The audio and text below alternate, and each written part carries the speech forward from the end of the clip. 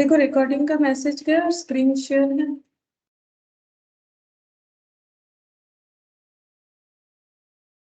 Yes ma'am. अच्छा अच्छा, देखो हम लोग स्टैंडर्ड कॉस्टिंग में मटेरियल पढ़ रहे थे। मटेरियल आज कंप्लीट हो जाएगा। इस पे 2 ही क्वेश्चन बाकी था जो कि मैंने होमवर्क दिया था। ठीक है, एक इलास्ट्रेशन 13 और एक इलास्ट्रेशन 14, ये 2 क्वेश्चन हम लोग का बाकी था। ठीक है, तो पहले इलास्ट्रेशन 13 करते हैं, फिर उसके बाद हम लोग इलास्ट्रेशन 14 करेंगे। अच्छा, अभी देखो ये जो क्वेश्चन है ना इलास्ट्रेशन 13, इसमें एक ऐसा पॉइंट है जैसे कि यहाँ पर पढ़ने से समझ में आएगा। पहले क्वेश्चन बताते फिर बोलते। देखो यहाँ पर क्या बोला था कि जेके लिमिटेड मैन्युफैक्चर्स एनएक्सी। जेके लिमिटेड कौन है? कंपनी का नाम है। ठीक है, ये क्या बनाती है? एनएक्सी। एनएक्सी फिर इनका क्या हो जाएगा? इनका फिनिश गुड्स का नाम हो गया। ठीक है, annexe by mixing 3 raw material. ठीक है, मतलब जेके लिमिटेड एक ऑर्गेनाइजेशन है जो 3 material as a input use करती है। ठीक है, नाम ये देखो दिख रहा है एबीसी। एबीसी को एज ए इनपुट यूज करने के बाद आउटपुट जो निकल के आता है उसका नाम है NXE, प्रोडक्ट का नाम। फॉर एवरी बैच, अब ये बैच का मतलब क्या होता है?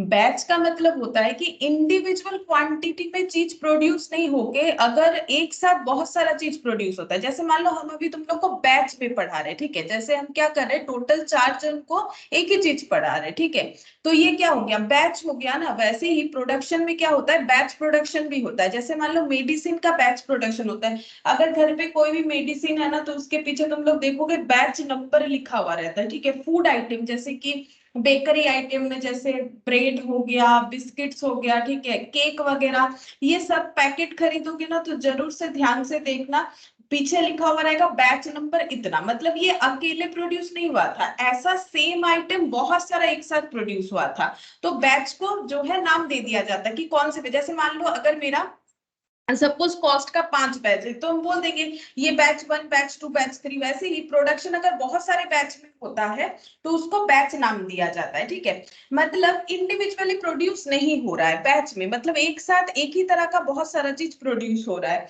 वैसे ही यहाँ पर देखो, जैसे मेडिसिन मैंने एग्जांपल दिया ना, तो उससे आई होप की समझ में आ रहा है जिन्होंने पहले बैच का नाम नहीं सुना है कि बैच क्या होता है।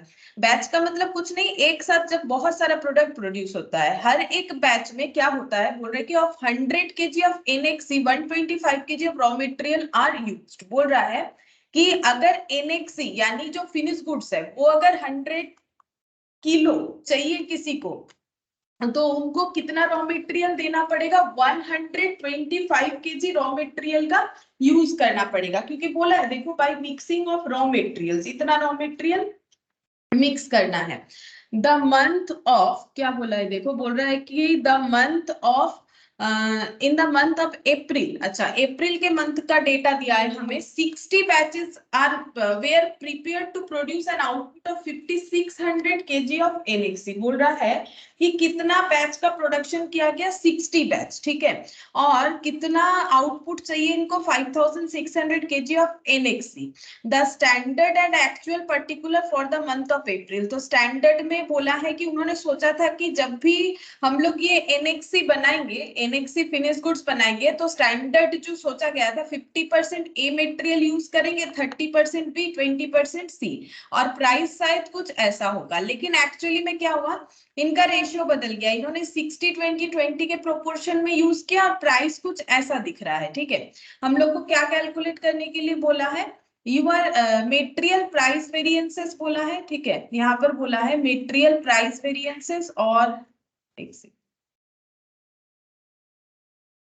नीचे देखते हैं और क्या बोल रखा है, मेटेरियल यूसेज वेरिएंस। अच्छा ठीक है, सिर्फ प्राइस और यूसेज बोला है और कुछ नहीं बोला है। ठीक है, और यहाँ पर देखो हम लोग को क्या दिया हुआ है, यहाँ पर हम लोग को एक इंपॉर्टेंट पॉइंट दिया हुआ है, दैट इज मेटेरियल परचेस्ड। ठीक है, quantity of material purchased.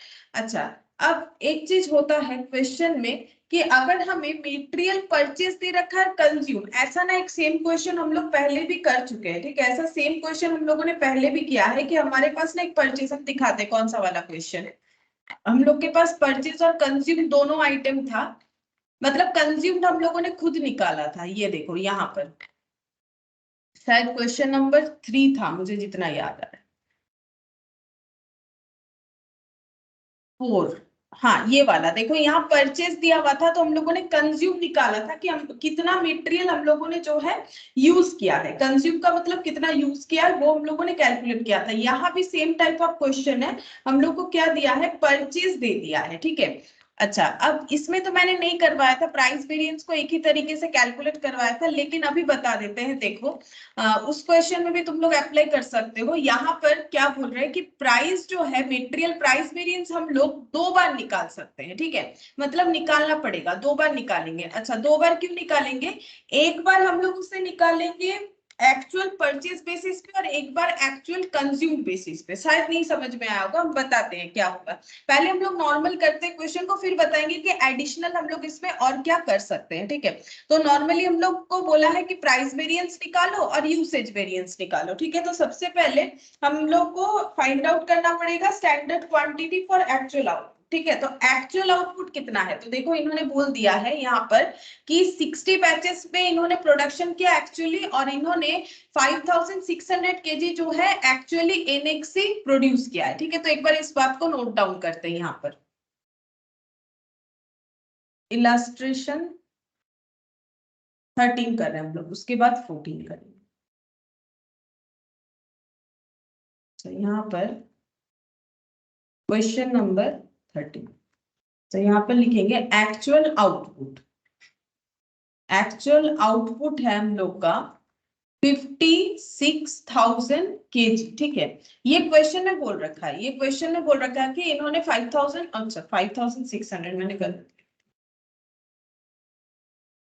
5600 KG जो है इन्होंने एक्चुअल आउटपुट प्रोड्यूस किया है अप्रैल के मंथ में, और इनके पास कितना सारा बैच है, 60 बैचेस में ये काम इन्होंने किया है, ठीक है। अब हम लोग को कैलकुलेट करना पड़ेगा, ये तो एक्चुअली इनका रॉ मटेरियल का यूज हुआ है, तो हम लोग ये निकालेंगे standard quantity for actual output. जैसे हम लोग हर क्वेश्चन में निकालते थे, देखो हर एक मटेरियल के क्वेश्चन में हम लोग सबसे पहले वही निकाला करते थे कि standard quantity for actual output. ये देखो, तो यहाँ शायद बाकी कैलकुलेटिव पार्ट है, पूरा नहीं दिख रहा है, कोई बात नहीं, तुम लोग को याद होगा। देखो हम लोग क्या निकालते हैं, standard quantity for actual output. अच्छा, कैसे पता करेंगे? हम लोग को ये पता करना है, देखो अगर हम लोग इसको यहाँ ड्रॉ करते हैं तो हमें पता क्या करना है, ड्रॉ करने से आसानी से समझ में आ जाएगा कि एक्चुअली हम लोगों ने कितना आउटपुट लिया है, 5600 केजी, ठीक है। और इसके लिए हम लोग को कितना रॉ मटेरियल का जरूरत होगा, ठीक है। तो यहाँ पर देखो हम लोग को स्टैंडर्ड बता दिया था, स्टैंडर्ड बोला था कि अगर 100 केजी एनएक्सी चाहिए तो 125 केजी रॉ मटेरियल दो, ठीक है। अच्छा, इसको एक काम करते हैं, इसको बाद में लिखेंगे। हम लोग का स्टैंडर्ड क्या बोल रहा है, स्टैंडर्ड बोल रहा है कि अगर हम लोग को 100 केजी का फिनिश गुड्स चाहिए, फिनिश गुड्स अगर हमें 100 केजी प्रोड्यूस करना है तो 125 केजी रॉ मटेरियल देना पड़ेगा, ठीक है। क्या ये तीनों रॉ मटेरियल का मिक्सअप है? हाँ, ये तीनों रॉ मटेरियल, क्योंकि देखो इसको बनने में 3 रॉ मटेरियल स्टैंडर्ड में भी लग रहा है, एक्चुअल में भी लग रहा है। ऐसा नहीं है कि 3 से कम ज्यादा हो रहा है। एबीसी में भी 3, मतलब सॉरी स्टैंडर्ड में भी 3 रॉ मटेरियल्स टाइप एबीसी, और एक्चुअल में भी सेम रॉ मटेरियल एबीसी, ठीक है। तो ये जो 125 है इसमें एबीसी तीनों का मिक्सअप है, लेकिन हमें इंडिविजुअली नहीं बताया है कि कितना है, कितना भी कितना सी। टोटल अगर 125 केजी रॉ मटेरियल यूज करेंगे तो 100 केजी फिनिश गुड्स मिलेगा, ये स्टैंडर्ड है। अब एक्चुअली में कितना प्रोड्यूस हुआ है, एक्चुअली आउटपुट प्रोड्यूस हुआ है 5600 केजी फिनिश गुड्स प्रोड्यूस हुआ है एक्चुअल बेसिस पे, ठीक है। ये एक्चुअल हो गया। तो हम लोग को ये पता करना है कि अगर यही 5600 केजी हम लोग स्टैंडर्ड बेसिस पे मतलब प्रोडक्शन करते हैं तो हमें कितना इनपुट देना पड़ता है, यही कैलकुलेट करना पड़ेगा। तो सिंपल यूनिटरी मेथड कर सकते हैं ना हम लोग। कैसे? हमें निकालना क्या है, हमें निकालना है रॉ मटेरियल, तो जो कैलकुलेट करना पड़ेगा वो लेफ्ट हैंड साइड में रहेगा। तो हम लोग ऐसे लिखेंगे 100 केजी फिनिश गुड्स के लिए रिक्वायर्ड रॉ मटेरियल 125 केजी, तो 1 के लिए 125 डिवाइडेड बाय 100, और 5600 के लिए 125 बाय 100 इंटू 5600, ऐसे करके कैलकुलेट करना पड़ेगा। तो कितना आ जाएगा देखो, 125 डिवाइडेड बाय 100 इंटू 5600, तो इसका आंसर आ गया 7000 केजी। ठीक है, तो ये हम लोग का क्या निकल गया, ये हम लोग का निकल गया स्टैंडर्ड फॉर एक्चुअल आउटपुट। ये देखो स्टैंडर्ड निकल गया, स्टैंडर्ड बेसिस पे कि एक्चुअल आउटपुट के लिए हमें कितना स्टैंडर्ड के हिसाब से जो है इनपुट मटेरियल का जरूरत है। अब इसी चीज को यहाँ पे लिख लेंगे, ये तो मैंने समझाने के लिए किया ड्रॉ। तुम लोग अगर किसी भी क्वेश्चन में ऐसे लिख लोगे अपने समझने के लिए तो आराम से कर पाओगे। तो हम लोग अभी लिखेंगे standard quantity for actual output कितना हो जाएगा 125 केजी, ये देखो divided by 100 KG into 5600 KG,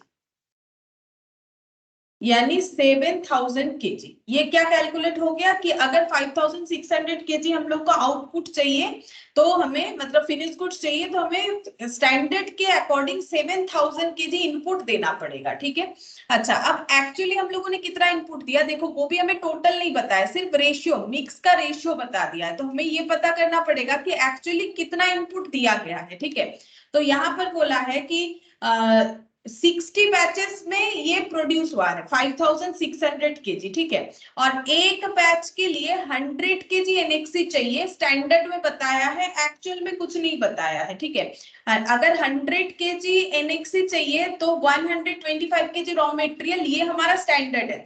अच्छा अब ये बैच का जो स्टैंडर्ड है देखो, ये वन बैच के लिए बोला है ना, एक बैच में कितना इनपुट देना पड़ता है 125 केजी, तो 100 केजी आउटपुट आता है।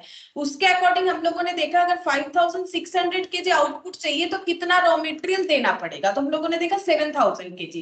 अब ये भी तो देखना पड़ेगा कि एक्चुअली हम लोगों ने कितना रॉ मटेरियल यूज किया, तो वो कैसे निकालेंगे, बोला है कि 60 बैचेस में ये पूरा 5600 प्रोड्यूस हुआ है। ठीक है, ये 5600 प्रोड्यूस करने के लिए कितने बैच में काम करना पड़ा, 60 बैच में। ठीक है, अब अगर यहाँ पर दिया हुआ है वन बैच में कितना रॉ मटेरियल लगता है 125 केजी, वन बैच में कितना रॉ मटेरियल लगता है यहाँ दिया हुआ है 125 केजी। ठीक है, 125 केजी, क्योंकि ये हमारा एक बैच का डिस्क्रिप्शन था। स्टैंडर्ड में ब्रैकेट में अगर लिख दोगे एक बैच में अगर 125 केजी रॉ मटेरियल दिया जाता है 100 केजी फिनिश गुड्स मिलेगा, तो 5600 केजी आउटपुट पाने के लिए कितना हमें रॉ मटेरियल देना पड़ेगा, और 5600 केजी मतलब 60 बैचेस में काम हुआ है। तो वन बैच में अगर 125 केजी रॉ मटेरियल का इंट्रोडक्शन मतलब उसका यूज करना पड़ता है तो 60 बैचेस में कितना करना पड़ेगा, तो 60 बैचेस में ज्यादा होगा, ज्यादा होने से मल्टीप्लाई। ठीक है, ये देखो मल्टीप्लाई करके कितना आ जाएगा 125 इंटू 60, तो ये आंसर आ जाएगा 7500 केजी। अच्छा अब देखो, अब तुम लोग अगर सोचोगे कि यहाँ पर हम लोगों ने स्टैंडर्ड के बेसिस पे क्यों कर दिया कि 60 बैचेस को, क्योंकि एक्चुअली में हमें ये नहीं बताया था कि जैसे यहाँ स्टैंडर्ड में बताया ना कि वन बैच में कितना रॉ मटेरियल यूज होता है। ठीक है, हमें एक्चुअली में वन बैच में कितना रॉ मटेरियल यूज होता है नहीं बताया, मतलब उसको चेंज नहीं किया गया होगा, वो स्टैंडर्ड की तरह ही रखा गया कि एक बैच में 125 केजी रॉ मटेरियल यूज होगा, तो उसके अकॉर्डिंग 60 बैचेस में 7500 केजी रॉ मटेरियल यूज हुआ है। ठीक है, तो ये अब हम लोग यहाँ पर डेटा को लिखेंगे कि actual quantity consumed, actual quantity consumed, क्योंकि इतना यूज हुआ है। Actual quantity consumed 125 KG into 60 batch, 7500 KG. ठीक है, हम फिर से एक बार बताते हैं क्योंकि क्वेश्चन में थोड़ा सा अलग पॉइंट एडेड है। ठीक है, बैच वगैरह दे रखा है। हम लोग को क्या बोला गया, हम लोग को सिंपल ये बोला गया है, यहाँ पर देखो पूरा चीज मैंने लिख लिया कि अगर हम लोग का जो प्रोडक्ट एनएक्सी है, पहला बात है कि ये बैच में बनता है, सिंगल सिंगल नहीं बनता है। ठीक है, अब एक बैच में जितना भी बनता है वो तो हमें क्वांटिटी तो नहीं बनता है यूनिट में, एक बैच में 5 बनता है, 10 बनता है, 15 बनता है, बोला है एक बैच में 125 केजी रॉ मटेरियल देने से 100 केजी फिनिश गुड्स मिलता है। तो हम लोगों ने ये कैलकुलेट करना था कि standard quantity for actual output कितना होगा, मतलब 5600 kg जो कि एक्चुअली आउटपुट मिला है उसको पाने के लिए स्टैंडर्ड के हिसाब से कितना रॉ मटेरियल देना पड़ेगा। तो हम लोगों ने सिंपल यूनिटरी मेथड किया, 100 के लिए अगर 125 है तो 5600 के लिए कितना होगा। आंसर हमें मिल गया 7000 kg। ठीक है, अब कंपेयर करने के लिए स्टैंडर्ड क्वांटिटी फॉर एक्चुअल तो मिल गया, लेकिन एक्चुअल क्वांटिटी जो है वो डायरेक्टली नहीं दिया हुआ है रॉ मटेरियल का। तो हम लोग क्या करें, हमें ये बोला है कि 5600 kg को 60 बैचेस में प्रोड्यूस किया गया और हमें एक डेटा दिया हुआ है स्टैंडर्ड में कि एक बैच में 125 kg रॉ मटेरियल देना पड़ता है। ठीक है, अब इसके साथ क्यों कंपेयर करें, बिकॉज हमारे पास ऐसा नहीं कोई डेटा है जहां बोला हुआ हो कि एक्चुअली में एक बैच में कितना रॉ मटेरियल दिया जाता है। अगर बोला हुआ होता तो हम लोग वही वाला लेते, क्योंकि हमें स्टैंडर्ड, इसका स्टैंडर्ड ही फॉलो करना है। तो एक बैच में 125 kg रॉ मटेरियल दिया जाने का सोचा गया था, रियलिटी में भी वही हुआ होगा, इसलिए अलग तो कोई डेटा है नहीं। तो 60 बैचेस को प्रोड्यूस करने के लिए इतने रॉ मटेरियल का जरूरत होना चाहिए। ठीक है, मतलब जितना सोचा था उससे ज्यादा रॉ मटेरियल लगा है क्वांटिटी में। ठीक है, और रॉ मटेरियल परचेस्ड कितना है यहाँ दिया हुआ है, उसको हम लोग ऐड करके लिखेंगे यहाँ पर। रॉ मटेरियल परचेस्ड, ये तो कंज्यूम्ड हो गया, कितना यूज किया हम लोगों ने। क्यों ये कंज्यूम्ड हुआ, क्योंकि हम लोग प्रोडक्शन के अकॉर्डिंग निकाले हैं। ठीक है, अब यहाँ पर लिखेंगे actual quantity purchased, actual quantity purchased कितना हो जाएगा। एक्चुअल क्वांटिटी परचेस 5000, 2000, 1200, 5000, 2000 और 1200, 8200 kg। ठीक है, ये हम लोग का हो गया एक्चुअल क्वांटिटी परचेस्ड। अच्छा, अब हम लोग को बोला है कि सिंपल प्राइस, मटेरियल प्राइस और मटेरियल यूसेज निकालने के लिए। ठीक है, ये हम लोग कैलकुलेट करेंगे। तो हम लोग टेबल बना लेंगे ऐसा, ये जो टेबल जैसे हम लोग यूज करते हैं, देखते हैं ये वाला। ठीक है, जब भी हमारा मोर देन वन मटेरियल रहेगा तो हम लोग टेबल बना के ही क्वेश्चन को सॉल्व करेंगे। तो टेबल में हमें क्या क्या लिखना पड़ता है, यहाँ पर हम लोग मटेरियल लिख देंगे ABC, यहाँ पर आ जाएगा standard quantity, standard price, standard cost, actual quantity, actual price और एक्चुअल कॉस्ट। और कुछ नहीं लिख रहे हैं। देखो, नॉर्मली हमें क्या होता है कि क्वेश्चन में मिक्स वेरिएंस वगैरह पूछता है तो हमें RSQ वगैरह करना पड़ता है, तो वो हम नहीं कर रहे हैं। लेकिन यहाँ थोड़ा जगह रखो, अगर कुछ चाहिए होगा तो करेंगे, वैसे चाहिए नहीं, एक ही चीज लिखना पड़ेगा। चलो लिखवा ही देते हैं, एक्चुअल क्वांटिटी परचेज लिखना पड़ेगा। क्यों, क्योंकि हम लोग यहाँ पर मेटेरियल प्राइस वेरिएंस को दो तरीके से निकालेंगे, हम बताते हैं क्यों। ठीक है, अभी इसको इग्नोर करो, लिख लो, हम बताते हैं। अच्छा, अब स्टैंडर्ड क्वांटिटी, अब देखो हमें स्टैंडर्ड क्वांटिटी निकालना है कि एक्चुअल आउटपुट पाने के लिए स्टैंडर्ड क्वांटिटी कितना है। अब हमारे पास ना टोटल है, टोटल 7000 kg हमें रॉ मटेरियल देना पड़ेगा। ठीक है, ये इंफॉर्मेशन हम लोग के पास अवेलेबल है कि इसका टोटल 7000 kg होगा। ठीक है, ये जो टोटल है इधर 7000 kg होगा, तो इंडिविजुअली कितना कितना होगा वो हम लोग कैसे निकालेंगे। सिंपल बात है, यहाँ हमें परसेंटेज दे दिया है तो हम लोग उसके अकॉर्डिंग निकाल सकते हैं कि A अगर स्टैंडर्ड में 50% यूज करना है, B 30 और C 20, तो इसका मतलब टोटल 7000 में A 50% यानी 3500 kg यूज करना पड़ेगा, और B 30% यानी 2100 kg यूज करना पड़ेगा, और C जो है 20% यानी 1400 kg यूज करना पड़ेगा। ठीक है, क्योंकि हम लोग के पास अलग अलग डेटा दिया हुआ नहीं है, लेकिन हमारे पास जो है रेशियोज दे रखा है या परसेंटेज दे रखा है, एक ही बात है, उससे हम लोग कैलकुलेट कर सकते हैं। प्राइस 20, 10 और 5 लिख लेते हैं, 20, 10 और यहाँ पर 5, तो ये तो हो जाएगा 21000। अच्छा, 35 into 20 ये हो जाएगा 70 और यहाँ पर 3 जीरो। अच्छा, और ये हो गया हम लोग का 1400 into 5, 7000 प्लस 21,000 प्लस 70,000, 98,000। अच्छा, ये भी एक बार देख लेते हैं ओरली किया मैंने सही किया कि नहीं। हाँ ठीक है। अच्छा, अब एक्चुअल क्वांटिटी का भी सेम कंडीशन है, हमें कुछ रेशियोज बता दिया है, परसेंटेज। ठीक है, प्राइस लिख लेते हैं 21, 8 और ये 6 है। ठीक है, लेकिन इसका भी हमें टोटल पता है, उसके अकॉर्डिंग हम लोग डिवाइड कर लेंगे। टोटल है 7500 kg, एक्चुअल क्वांटिटी कंज्यूम्ड कितना हम लोगों ने यूज किया, तो उसी के अकॉर्डिंग कर रहे हैं। तो यहाँ पर 7500 को डिस्ट्रीब्यूट करना पड़ेगा 60, 20, 20। अच्छा, 7500 का 60%, 4500 इंटू 21, एक ही बार में निकाल लेते हैं डेटा, 94,500। अच्छा, फिर यहाँ पर 20%, अच्छा 7,500 का 20%, 1500, ठीक है। यहाँ पर भी आ जाएगा 1500, क्योंकि लगातार दोनों ही देखो 20-20% है। अब 1500 इंटू 8, 12,000, और 1500 इंटू 6, 1500 इंटू 6, 9,000। ऐड करते हैं, 9,000 प्लस 94,500 प्लस 12,000,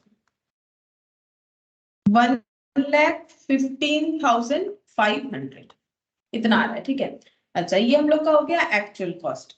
अच्छा, अब हम लोग निकालेंगे पहले मेटेरियल प्राइस वेरिएंस, ठीक है। हम बताते हैं यहाँ पर हम लोग जो एक्स्ट्रा पॉइंट क्या करने वाले हैं, मेटेरियल प्राइस वेरिएंस यहाँ पर लिख, मेटेरियल प्राइस वेरिएंस, ठीक है। तो मेटेरियल प्राइस वेरिएंस हम लोग यहाँ पर दो तरीके से निकालेंगे, ठीक है। एक हो जाएगा यूजिंग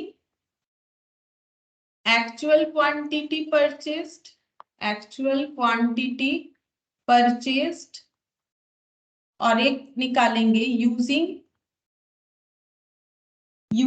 एक्चुअल क्वांटिटी कंज्यूम्ड, ठीक है।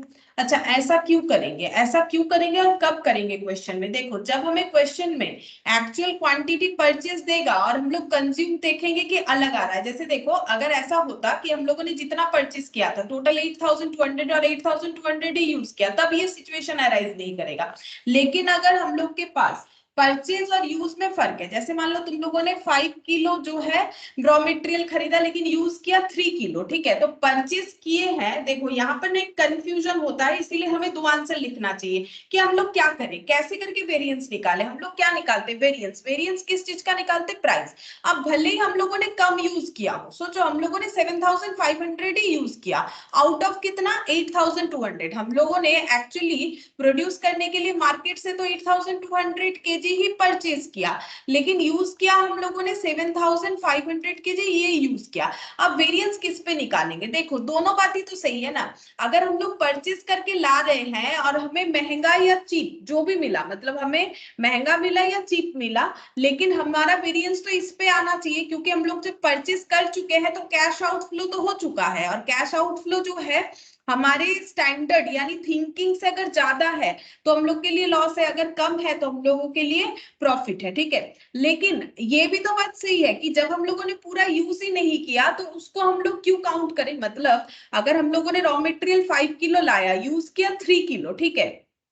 अब 3 किलो हम लोगों ने यूज किया और हम लोग ये देखना चाहते हैं कि हम लोग का मटेरियल प्राइस वेरिएंस में कितना डिफरेंस है, तो फिर ऐसा भी तो दिमाग में आता है ना, परचेज से क्या फर्क पड़ता है। हम लोगों ने जितना यूज किया उतना देखेंगे, जो बच गया वो नेक्स्ट किसी प्रोडक्शन के साथ कैलकुलेशन करेंगे।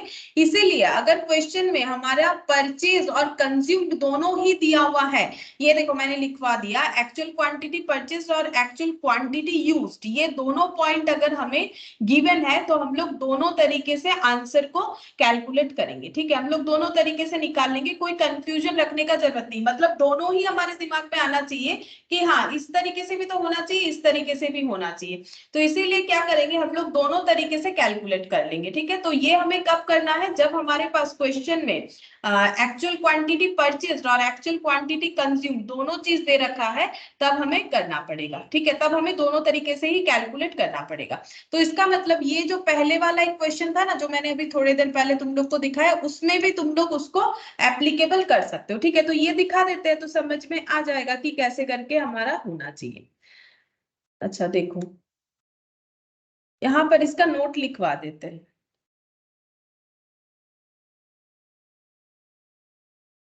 यहाँ पर देखो ये क्यों होता है उसका भी, अच्छा इसका कैलकुलेशन करके ना तुम लोग को इसको समझा देते हैं क्यों ऐसा करके हमें करना चाहिए, ठीक है। इसका डिटेल्स में समझा देते हैं, पहले इसको कर लेते हैं।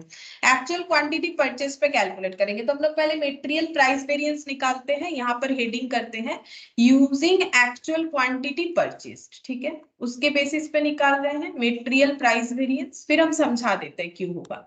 और यहाँ पर material price variance again using actual quantity consume. फिर हम बताते हैं क्यों दोनों से करना इतना जरूरी है।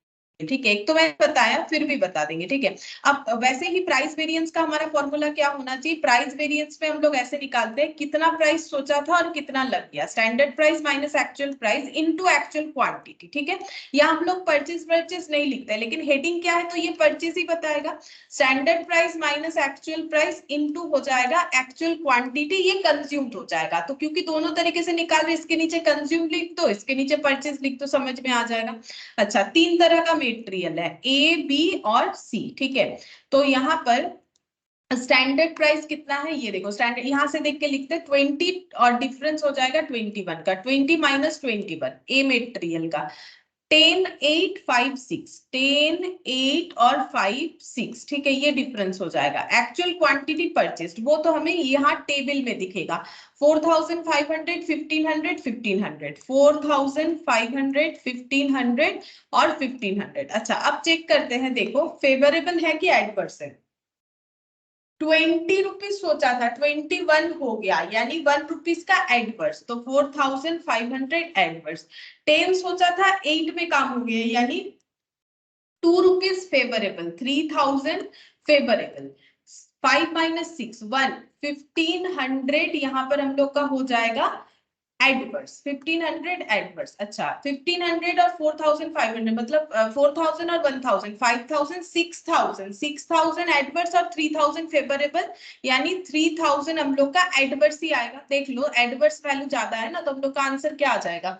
3000 एडवर्स आ रहा है। अच्छा, मेरा कोई कैलकुलेशन गलत हुआ है क्या यहाँ पर?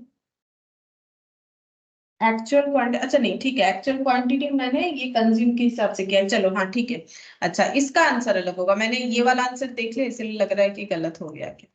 ठीक है, अब एबीसी नेक्स्ट देखो यहाँ पर standard price minus actual price एक ही है, 20 माइनस 21, इसमें भी वही 10 माइनस 8, इसमें भी वही 5 माइनस 6। ठीक है, मल्टीप्लाई करना पड़ेगा एक्चुअल क्वांटिटी कंज्यूम से, और इसमें भी फेवरेबल और adverse situation as it is आएगा, क्योंकि ये तो डिपेंड करता है प्राइस पे ना।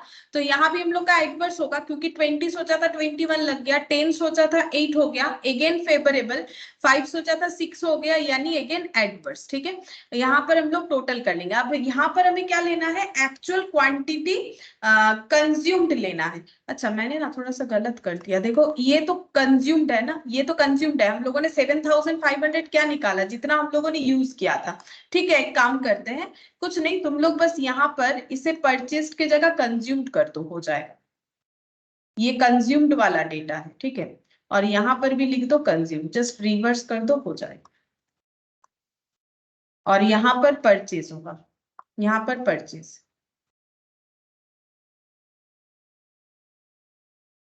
परचेज। अच्छा, नॉर्मली हम लोग क्या यूज करते हैं? नॉर्मली हम लोग कंज्यूम्ड यूज करते हैं। अगर क्वेश्चन में कुछ कंज्यूम तो हमें निकालना ही होता है, अगर हमें कुछ एक्स्ट्रा दिया हुआ रह सकता है, दैट इज परचेज। ठीक है, तो कंज्यूम जो है, परचेज जो, उसमें अगर डिफरेंस होगा तो हमारा प्राइस वेरिएंस दो तरीके से निकलता है। ठीक है, क्योंकि इसमें कंफ्यूजन ये होता है कि किसके अगेंस्ट में वेरिएंस निकालने, टोटल जितना खरीद लिया या उसमें से जितना यूज किया, इसीलिए दोनों तरीके से निकालना है।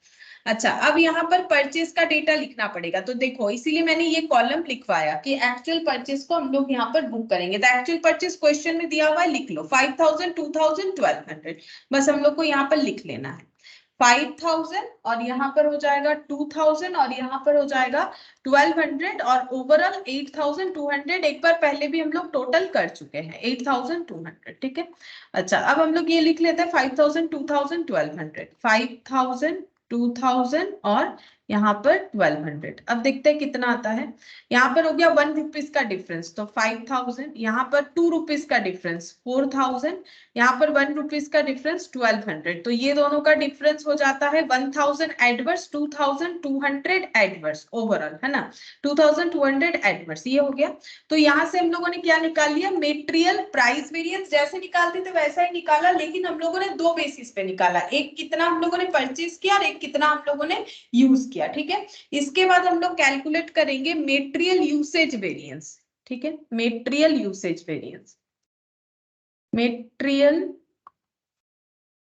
Usage variance. अच्छा, यूसेज वेरिएंस कैसे निकालते हैं? कितना सोचा था यूज करेंगे, स्टैंडर्ड क्वांटिटी एक्चुअली में कितना यूज कर लिया और कितना हमें प्राइस लगा, क्योंकि यूसेज में हमेशा स्टैंडर्ड प्राइस से ही मल्टीप्लाई करते हैं। अच्छा, यहाँ पर स्टैंडर्ड क्वांटिटी कितना है? स्टैंडर्ड क्वांटिटी हम लोग का 3500, 2100 और 1400। अच्छा, 3500, 2100 और 1400 माइनस माइनस माइनस, ठीक है। और यहाँ पर स्टैंडर्ड प्राइस लगेगा। स्टैंडर्ड प्राइस है हम लोग का 20, 10 और 5, 20, 10 और 5। अच्छा, अब यहाँ पर एक्चुअल क्वांटिटी देखो, क्योंकि ये स्टैंडर्ड क्वांटिटी यूज्ड है तो ये मतलब यूज का है, ये तो परचेज का नहीं है, तो यहाँ पर परचेज के यही वाला होगा, बाकी सब एज इट इज होगा। क्यों? देखो सिंपल सा बात है, हम लोग निकाल रहे हैं मेटेरियल यूसेज वेरिएंस, तो यूसेज में तो परचेज से कोई लेना देना है ही नहीं। मतलब ऐसा मत सोचो कि यहाँ पर भी एप्लीकेबल होगा, कैसे होगा? क्योंकि हम लोग तो ये निकाल रहे हैं कि कितना यूज करने का सोचे थे, कितना किया। तो 4500, 1500, 1500, 4500, 1500 और 1500। अब देखते हैं कितना डिफरेंसेस आएगा। अच्छा, पहले देख लेते हैं फेवरेबल कौन सा है और एडवर्स कौन सा है, ठीक है। अच्छा, यहाँ पर देखो, ये हो गया हम लोग का डिफरेंस, कितना होगा? 3500 माइनस 4500, 1000 इंटू 20 मतलब 20,000। अच्छा, ये हम लोग का एडवर्स होगा। क्यों? देखो, क्योंकि हम लोगों ने सोचा था 3500 में काम बन जाएगा, लेकिन उससे ज्यादा जरूरत हुआ। कितना हुआ? 1000 ज्यादा, मतलब एडवर्स। 2100 सोचा था लेकिन 1500 में हो गया, यानी फेवरेबल। इंटू 10, 6000, ये हो जाएगा 6000 फेवरेबल। और 1400 सोचा था, 1500 का यूज हो गया, तो ये हम लोग का हो जाएगा 100 का। क्या हो जाएगा यहाँ पर हम लोग का? 100, हाँ वही तो रहा, 100 फेवरेबल हो जाएगा, नहीं एडवर्स, एडवर्स, ठीक है। 100 इंटू 5, 500 एडवर्स। अब ये दोनों एडवर्स को ऐड कर लेते हैं, 20,500 प्लस 6000, 14,500। ये हम लोग का क्या हो गया? एडवर्स हो रहा है, क्योंकि एडवर्स अमाउंट हम लोग का ज्यादा है। 14,500 हम लोग का एडवर्स हुआ। अच्छा, इसमें लेकिन हमें दोनों ही निकालने के लिए बोला था, और तो कुछ बोला नहीं था, ठीक है। इससे ज्यादा इसमें कुछ नहीं बोला है। एक सेकेंड, हम जस्ट थोड़ा सा यहाँ पर आंसर देख लेते हैं, मेरा मैच हुआ कि नहीं। एक मिनट, आंसर कहाँ चला गया? एक मिनट।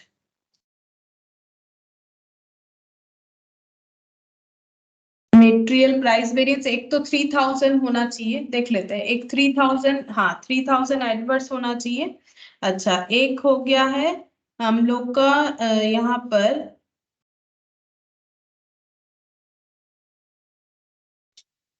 एक हो गया यहाँ पर। अच्छा, यहाँ एक ही दिया, चलो ठीक है, कोई बात नहीं। 2200, हाँ ये भी मिल गया, चलो ठीक है, 2200। और मेटेरियल यूसेज वेरिएंस, अच्छा यूसेज वेरिएंस यहाँ पर हम लोग का हो जाएगा, हाँ 14,500, ठीक है। मेटेरियल यूसेज वेरिएंस 14,500, चलो सही बात है हम लोग का, ठीक है। तो बस यहाँ पर देखो सब सेम ही था, बस ये वाला हमें दो बार कैलकुलेट किया। अब ये बताते हैं कि क्यों हम लोग इसको दो बार कैलकुलेट करते हैं, उसको थोड़ा सा बता देते हैं समझने के लिए, ठीक है, और कुछ नहीं। तो देखो, नॉर्मली हम लोग का जो मेटेरियल प्राइस वेरिएंस होता है वो क्यों होता है? देखो, मेटेरियल प्राइस वेरिएंस का रीजन क्या है? अगर रीजन पूछा जाए तो मेनली क्या होता है? डिफरेंस बिटवीन, अगर हम लोग इसको ऐसे बोले, difference between standard price and actual price, ठीक है। For actual quantity purchased, for actual quantity purchased, normally यही हमारे दिमाग में आएगा कि हम लोगों ने कितने में परचेस किया और कितने में हम लोगों ने परचेस करने का सोचा था, ठीक है। अब यहाँ पर एक्चुअली ना हर एक मतलब वेरिएंसेस के लिए रेस्पॉन्सिबल माना जाता है किसी ना किसी डिपार्टमेंट को, ठीक है। जैसे देखो, परचेस करने कौन जाता है? परचेस करने का जो रेस्पॉन्सिबिलिटी है ना, हम लोग के कॉस्टिंग में देखो, परचेज करने का रेस्पॉन्सिबिलिटी, रॉ मटेरियल परचेज करने का जो रेस्पॉन्सिबिलिटी है वो होता है परचेज डिपार्टमेंट में, ठीक है।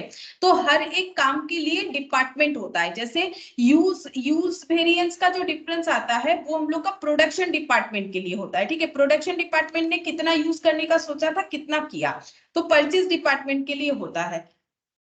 यहां पर देखो एक पॉइंट और भी लिख लो, material consumed can also be used if material purchased is not given. बताते हैं क्या लिखा मैंने। देखो नॉर्मली इसके पहले हमें जितना क्वेश्चन मिला था, आज वाला क्वेश्चन, इसके पहले और एक क्वेश्चन था परचेज वाला, उसके अलावा जितना भी हम लोगों ने मटेरियल का क्वेश्चन किया वहां पर सब कंज्यूम्ड ही बताया था, परचेज नहीं बताया था। तो नॉर्मली हम लोग कैसे एजम्पशन के साथ क्वेश्चन करते हैं, material consumed can also be used if material purchase is not given. अगर हमें क्वेश्चन में मटेरियल परचेज नहीं दिया हुआ है तो हम लोग यही मान के चलेंगे जितना कंज्यूम्ड किया उतना ही यूज किया है। जैसे इसमें दिया हुआ है, अगर ये डेटा नहीं दिया होता, सपोज कि ये डेटा नहीं दिया हुआ होता तो हमें ये इस पे कैलकुलेट भी नहीं करना पड़ता, पहला बात। और दूसरा हम लोग यही मान लेते कि इतना ही हम लोगों ने परचेज किया है, ठीक है। इसीलिए अलग से और वेरिएंसेस निकालने का जरूरत नहीं है। क्यों देखो, क्योंकि अगर 7500 ही परचेज हुआ है तो अगेन यही आंसर आने वाला है। तो वही हम बता रहे हैं कि हम लोग का यहाँ पर जो है, अगर परचेज कभी क्वेश्चन में नहीं दिया हुआ होता है तो हम लोग यही एजम्पशन लेते हैं कि जितना कंज्यूम्ड है उतना ही परचेज है, ठीक है। तो परचेज डिपार्टमेंट करता है, और मेटेरियल प्राइस वेरिएंस के लिए जो रेस्पॉन्सिबल होता है, ठीक है, रेस्पॉन्सिबल होता है वो परचेज डिपार्टमेंट होता है। क्योंकि उन्होंने अगर सोचा था, जैसे इस क्वेश्चन में देखो, परचेज डिपार्टमेंट ने सोचा था कि वो 20 रुपीज से परचेज कर लेगा, लेकिन उसे महंगा पड़ गया।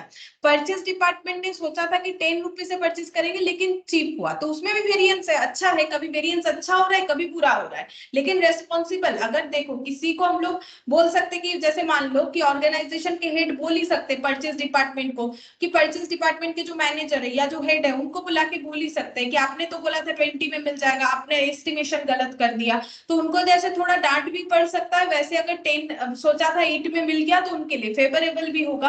तो वैसा ही बात है कि उनको हम लोग रेस्पॉन्सिबल ठहराते हैं इस बात के लिए कि अगर किसी वेरिएंस होता है तो जैसे परचेज वेरिएंस के केस में परचेज डिपार्टमेंट रेस्पॉन्सिबल होता है, यूसेज वेरिएंसेस के केस में प्रोडक्शन डिपार्टमेंट, की कैसा प्रोडक्शन का क्वांटिटी सोचा था और कितना यूज कर लिया, ठीक है।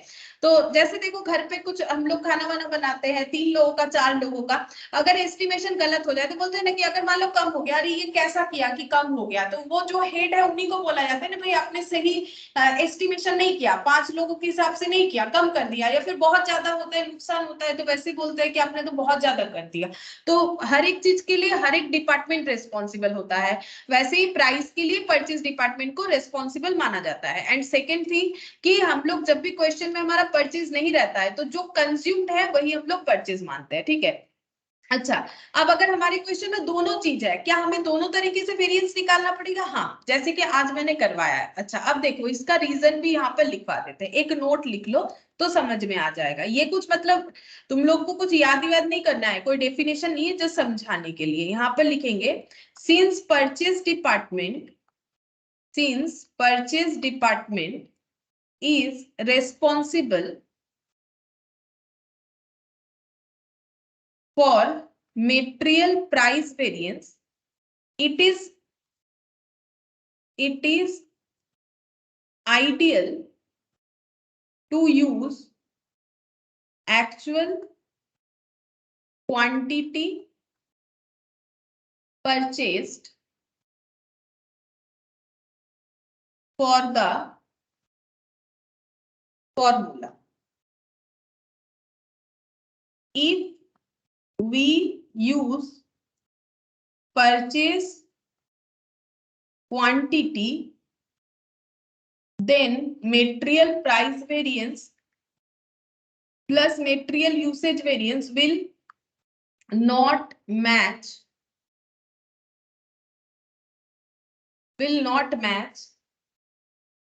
with material cost variance, but that is okay. समझाते हैं, ये जस्ट नोट लिखवा दिया, कभी भी तुम लोग रीड करोगे तो समझ में आ जाएगा ऐसा हम लोग क्यों करते हैं, बट दैट इज ओके, ऐसे लिख लो, ठीक है, बट दैट इज ओके, ठीक है, कोई बात नहीं। मतलब क्या बोल रहा है, देखो बोल रहा है कि प्राइस में वेरिएंसेस क्यों देखने को मिलता है, प्राइस कौन डिसाइड करता है, परचेज डिपार्टमेंट, क्योंकि उन्हीं के पास रेस्पॉन्सिबिलिटी रहता है, उन्हीं के ऊपर कि परचेज करने आपको जाना है, आप बताओ कितना लगेगा इस मटेरियल का, क्योंकि उनके पास वो नॉलेज होता है, तो उनको रखा ही इसीलिए गया है बिजनेस में कि कभी भी मटेरियल परचेज करना हो तो वही उसका रेस्पॉन्सिबिलिटी लेते हैं और वही सारे काम को देखते हैं इस मैटर में, ठीक है। अब देखो क्या बोला है कि purchase department is responsible for material purchase variance, जो मैंने अभी तुम लोग को बोला।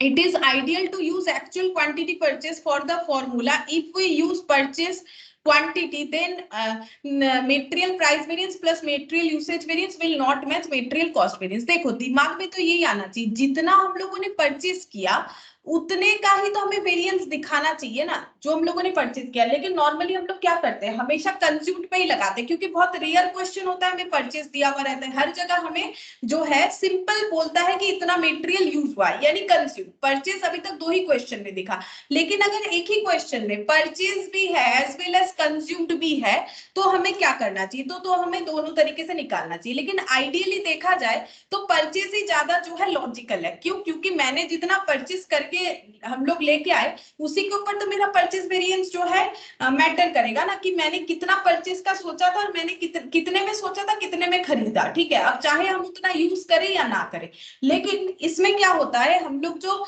टैली करते हैं ना मटेरियल कॉस्ट वेरिएंस को मटेरियल परचेज वेरिएंस और मटेरियल यूसेज वेरिएंस के साथ, वो नहीं होता है। क्यों नहीं होता है, इसमें प्रूफ करके देखते हैं। जैसे इस क्वेश्चन में अगर हम लोगों को बोला नहीं है मटेरियल कॉस्ट वेरिएंस कितना होगा, standard cost minus actual cost, ये देखो 98,000 माइनस 1,15,500, ठीक है। माइनस करके देखते हैं 98,000 माइनस 1,15,500, ठीक है। तो ये कितना आना चाहिए 17,500 एडवर्स, क्योंकि हम लोगों ने जितना सोचा था उससे ज्यादा हमारा एक्सपेंस हो गया। अब ये जो है कॉस्ट वेरिएंस यूसेज और प्राइस का टोटल मैच होना चाहिए, ठीक है। तो हम लोग पहले लेते हैं कंज्यूम्ड वाला जो नॉर्मली हम लोग यूज करते हैं, तो 3,000 एडवर्स, ठीक है, और उसमें हम लोग को ऐड करना पड़ेगा 14,500 एडवर्स, ठीक है। तो यहाँ पर 14,500 एडवर्स को ऐड करते हैं, ठीक है। तो ये दोनों मिला के हो गया 17,500 एडवर्स, तो ये हम लोग का मैच हो गया, किससे किया, हम लोगों ने कंज्यूम से किया, नॉर्मली जैसा हम लोग करते हैं। लेकिन अगर क्वेश्चन में परचेज भी तो परचेज से भी करना पड़ेगा, तो परचेज का हो गया 2,200, तो 3,000 एडवर्स, सॉरी यहाँ पर 2,200 एडवर्स, मतलब material purchase sorry material price variance plus इसमें करेंगे मटेरियल यूसेज वेरिएंस जो कि है 14,500 एडवर्स। तो 14,000 और 2,200 ऐड करने से हो जाएगा 16,700, ठीक है, एडवर्स। लेकिन ये मैच नहीं हुआ इसके साथ, ये जो कॉस्ट वेरिएंस है, नॉर्मली हम लोग का मैच होना चाहिए cost variance equal to price variance और हम लोग का यूसेज वेरिएंस। लेकिन जब हम लोग कंज्यूम लेते हैं तो मैच करता है, लेकिन परचेज लेने से मैच नहीं करता है, बट इट्स ओके। यहाँ पर वही बोला है since purchase department is responsible for material price variance, क्योंकि परचेज डिपार्टमेंट को रेस्पॉन्सिबल किया जाता है कि आपके वजह से मटेरियल प्राइस वेरिएंस देखा गया, अब चाहे वो अच्छा हो चाहे बुरा हो, तो जितना परचेज हुआ है उसी पे हमारा फॉर्मूला बनना चाहिए। लेकिन जब हम लोग उस फॉर्मूले को यूज करते हैं तो वो कॉस्ट वेरिएंस के साथ टोटल करने से मैच नहीं होता, बट इट्स ओके, कोई प्रॉब्लम नहीं है। क्वेश्चन में हमें क्या फॉलो करना है, अगर हमें दोनों चीज अवेलेबल है तो हम लोग दोनों तरीके से अपना मटेरियल प्राइस वेरिएंस निकालेंगे। और जब तुम लोग टेबल को मैच करके देखने का कोशिश करोगे तो वहां पर तुम लोग को क्या फॉलो करना है, हमेशा कंज्यूम से मैच करवाना है, तभी मैच होगा, अदरवाइज मैच नहीं होगा, ठीक है। तो इसीलिए हम लोग को ये करना पड़ेगा। तो मैंने ये तुम लोग को नोट इसीलिए लिखवा दिया ताकि तुम लोग को समझ में आ जाए क्या है। जब परचेज वाला रेस्पॉन्सिबल है तो परचेज के अकॉर्डिंग ही निकलना चाहिए था, लेकिन उससे हमारा फॉर्मूला वाइज जाते हैं तो मैच नहीं करता, इसीलिए हम लोग कंज्यूम को भी निकालेंगे। अगर क्वेश्चन में 2 पॉइंट है, अगर क्वेश्चन में 2 पॉइंट नहीं है, सिर्फ कंज्यूम्ड है, मैक्सिमम क्वेश्चन में वो था, तो वैसे ही करेंगे। लेकिन अगर हमारे पास दोनों पॉइंट अवेलेबल है तो हम लोग दोनों तरीके से ही इसे सॉल्व करके आएंगे, ताकि कोई भी हमारा मार्क्स जो है डिडक्ट ना कर सके, ठीक है। दोनों तरीके से करेंगे, ऐसा ना हो कि और एक तरीके से भी तो होना चाहिए था। तो ये हम लोग का हो गया। अब हम लोग करेंगे क्वेश्चन नंबर 14। ये देखो इसमें हमारा जो है वो फिल इन द ब्लैंक्स की तरह है, ये वाला क्वेश्चन देखो यहाँ पर क्या बोला है, following data is extracted from the books of XYZ limited for the month of Jain. यहाँ पर बोला है material A material B estimation, देखो ये एस्टिमेशन है यानी स्टैंडर्ड, ठीक है। मेटेरियल ए 800, मेटेरियल बी जो है 600, प्राइस एक का बोला है एक का नहीं बोला है, अमाउंट फिर दिया नहीं है, अमाउंट बोलेगा तो हम लोग आसानी से प्राइस निकाल लेते डिवाइड करके, यहाँ पर बोला है, ठीक है। अच्छा, लॉस बोला है 10%, ऐसा सेम क्वेश्चन हम लोगों ने लास्ट दिन भी किया था, बट इसका सिर्फ डेटा अलग है, मैंने बोला था ये तुम लोग चाहो तो कर सकते हो। एक्चुअली में देखो 1480 केजी आउटपुट जो है प्रोड्यूस हुआ है, मेटेरियल ए 900 केजी यूज हुआ है, बी का नहीं पता, और प्राइस इसका जो है मिसिंग है, इसका प्राइस दे दिया है, टोटल इतना दे दिया है। अदर इंफॉर्मेशन में क्या दिया है देखो, material cost variance 3625 favourable, material price variance 175 favourable. क्या क्या कैलकुलेट करने बोला है, स्टैंडर्ड प्राइस ऑफ मेटेरियल है, देखो जो मिसिंग है ये देखो स्टैंडर्ड प्राइस ऑफ मेटेरियल है। अच्छा, और क्या कैलकुलेट करने बोला है, actual price of actual quantity of material B, ये देखो actual quantity of material B, actual price of material A. पहला तो ये जो क्वेश्चन मार्क है ये हम लोग को फाइंड आउट करने के लिए बोला है, ठीक है। फिर बोला है revise standard quantity of material A material B and material mix variance, सारे वेरिएंसेस हमें कैलकुलेट करके देना है। तो ऐसे में हम लोग क्या करेंगे, अपना standard quantity for actual output निकाल लेते हैं और टेबल बना लेते हैं, ठीक है। तो यहां पर लिखेंगे क्वेश्चन नंबर 14। पहले निकालेंगे standard quantity for actual output कितना होगा, ठीक है, ये हम लोग कैलकुलेट करेंगे। अच्छा, यहां पर देखते हैं क्या बोला है, एस्टिमेशन में बोला है इतना इतना मटेरियल यूज हुआ है, ठीक है। तो ये देखो ये टोटल करने से कितना होगा 1400, ठीक है, 1400 केजी इनपुट यूज हुआ है, अगर 10% लॉस है 140, तो हम लोग का आउटपुट कितना होगा वो हमें मिल जाएगा। देखो क्वेश्चन में हमें बोला है कि टोटल इनपुट 800 प्लस 600 स्टैंडर्ड का, ठीक है, और इसमें यानी 1400 हम लोग इनपुट दे रहे हैं, सिंपल सा बात है, देखो 1400 हम लोग इनपुट दे रहे हैं, 10% जो है लॉस होना चाहिए, बोल रहा है एक्सपेक्टेड है कि 10% हम लोग का लॉस हो ही जाता है, तो 140 लॉस माइनस 1400, तो आउटपुट आने का चांसेस है, मतलब आउटपुट इतना आएगा 1260, ठीक है। ये हम लोग का हो गया स्टैंडर्ड इनपुट और स्टैंडर्ड आउटपुट का जो दिया हुआ है, और यहाँ पर बोला है 1480 आउटपुट प्रोड्यूस हुआ है, तो 1480 आउटपुट पाने के लिए कितना इनपुट देना पड़ेगा, वही हो जाएगा standard quantity for actual output. तो यहाँ पर लिखते हैं, कैसे कैलकुलेट करेंगे, हम यहाँ पर ड्रॉ करके दिखा देते हैं ताकि बाद में तुम लोग का डेटा रह जाए। यहाँ पर हम लोग पहले स्टैंडर्ड का करते हैं। स्टैंडर्ड में क्या बोला है, अगर हम लोग इनपुट देते हैं, दो तरीके का मेटेरियल है, देखो दो तरीके का मेटेरियल है, ए बी 800 600, ए बी, एक 800 और ये 600, ये देने के बाद इस प्रोडक्शन में लॉस हो जाएगा 10%, तो उसके अकॉर्डिंग हम लोग का आउटपुट आ रहा है 1260, ठीक है। 10% मतलब 140 हो रहा है, क्योंकि ये दोनों मिला के होता है 1400, ठीक है। अच्छा, अब हम लोग को ये फाइंड आउट करना है, अगर 1480 आउटपुट चाहिए, ये आउटपुट है, तो इनपुट कितना देना पड़ेगा, ये हम लोग को कैलकुलेट करना है, वही हम लोग का हो जाएगा standard quantity for actual output. अब वो हम लोग कैसे कैलकुलेट करेंगे, 1260 के लिए 1400, तो 1 के लिए कितना, 1400 डिवाइडेड बाई 1260 कम हो जाएगा, तो 1480 के लिए कितना होगा 1400, 1260 इंटू 1480, ऐसे करना पड़ेगा, ठीक है। तो यहाँ पर लिखते हैं 1400 divided by 1260 into 1480। अब देखते हैं कितना आंसर आता है, 1400 divided by 1260 into 1480, तो ये हम लोग का कुछ इतना आ रहा है 1644, ठीक है, 1644 आ रहा है। देखते इतना fractional data 10% of total input materials. अच्छा, यहाँ पर 1480 केजी ऑफ आउटपुट प्रोड्यूस्ड हुआ है, 1480,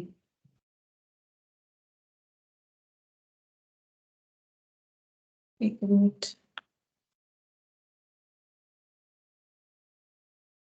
800 600, हाँ 1260।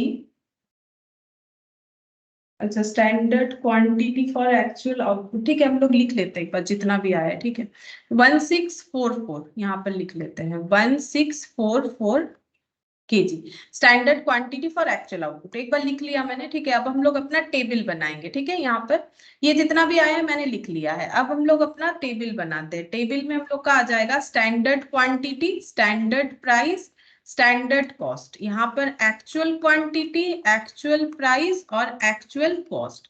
अच्छा, मेटेरियल है ए और बी, ठीक है। दो मेटेरियल है, मेटेरियल ए और मेटेरियल बी। अच्छा, यहाँ पर दोनों का टोटल हम लोग का कितना हो रहा है, यहाँ पर हम लोग का हो जाएगा ये वाला वैल्यू 1644, ठीक है। ये टोटल हो जाएगा 1644। अच्छा, इसका हम लोग देखते हैं प्राइस, ये नहीं पता। अच्छा, स्टैंडर्ड प्राइस यहाँ पर लिखते हैं, एक्स हम लोग को नहीं पता, और ये है 30 करके, 30.00। अच्छा, इसके साथ हम लोग को कैलकुलेट करना पड़ेगा स्टैंडर्ड कॉस्ट। अच्छा, स्टैंडर्ड कॉस्ट कैलकुलेट करना पड़ेगा। अच्छा, ये 1260, हाँ सही तो किया है मैंने, ठीक है। चलो यहाँ पर हम लोग लिख लेते हैं, ये हम लोगों ने क्या माना है, let standard price for material A, material A is rupees X per kg, ठीक है। ये हम लोगों ने एजम्पशन लिया। अच्छा, यहाँ पर क्या क्या वैल्यूज होंगे वो तो हमें इस रेशियो में डिवाइड करना पड़ेगा, 8:6 रेशियो में, ठीक है। इसको हम लोग कैसे डिवाइड करेंगे, 8:6 में, ठीक है। तो कैसे हो जाएगा 1644 .444, जब तक कैलकुलेटर लेगा पूरा अगर लिखते जाएंगे ना तो हमें सही आंसर मिलेगा। इसके पहले भी हमारा यही आया था ना, इससे हमारे ना राउंड में आंसर आएगा, डिवाइडेड बाई 8 + 6 14 होगा, हाँ 14 होगा, डिवाइडेड बाई 14 इंटू 8। तो ये हम लोग का आ रहा है 939.6, मतलब 940 ले लेते हैं, ठीक है। 940 ले लिया। देखो पहले मैंने टोटल निकाल लिया, अब रेशियो के अकॉर्डिंग डिवाइड करें। अब अगर तुम लोग 1644 सिर्फ लोगे तो भी कोई प्रॉब्लम नहीं है, ऐसा नहीं है कि नहीं होगा, क्वेश्चन का आंसर आएगा। लेकिन उसमें देखो 39.4 आ रहा है ना, तो फिर तुम लोग को राउंड करने में ऐसे लगेगा कि करे या ना करे, क्योंकि अगर एक ही जैसा फिगर चलते ही जा रहा है 0.444, तो मैंने बोला है कि कैलकुलेटर पे ऐसे करने के लिए पहले भी बोला, इससे क्या होता है हमारे आंसर जो है नियर अबाउट आंसर मिलता है, हमारे कैलकुलेशन में बहुत ही आसानी हो जाता है, ठीक है। अच्छा, अब हम लोग क्या कर सकते हैं, ये लो कैलकुलेटर खुद से बंद हो गया।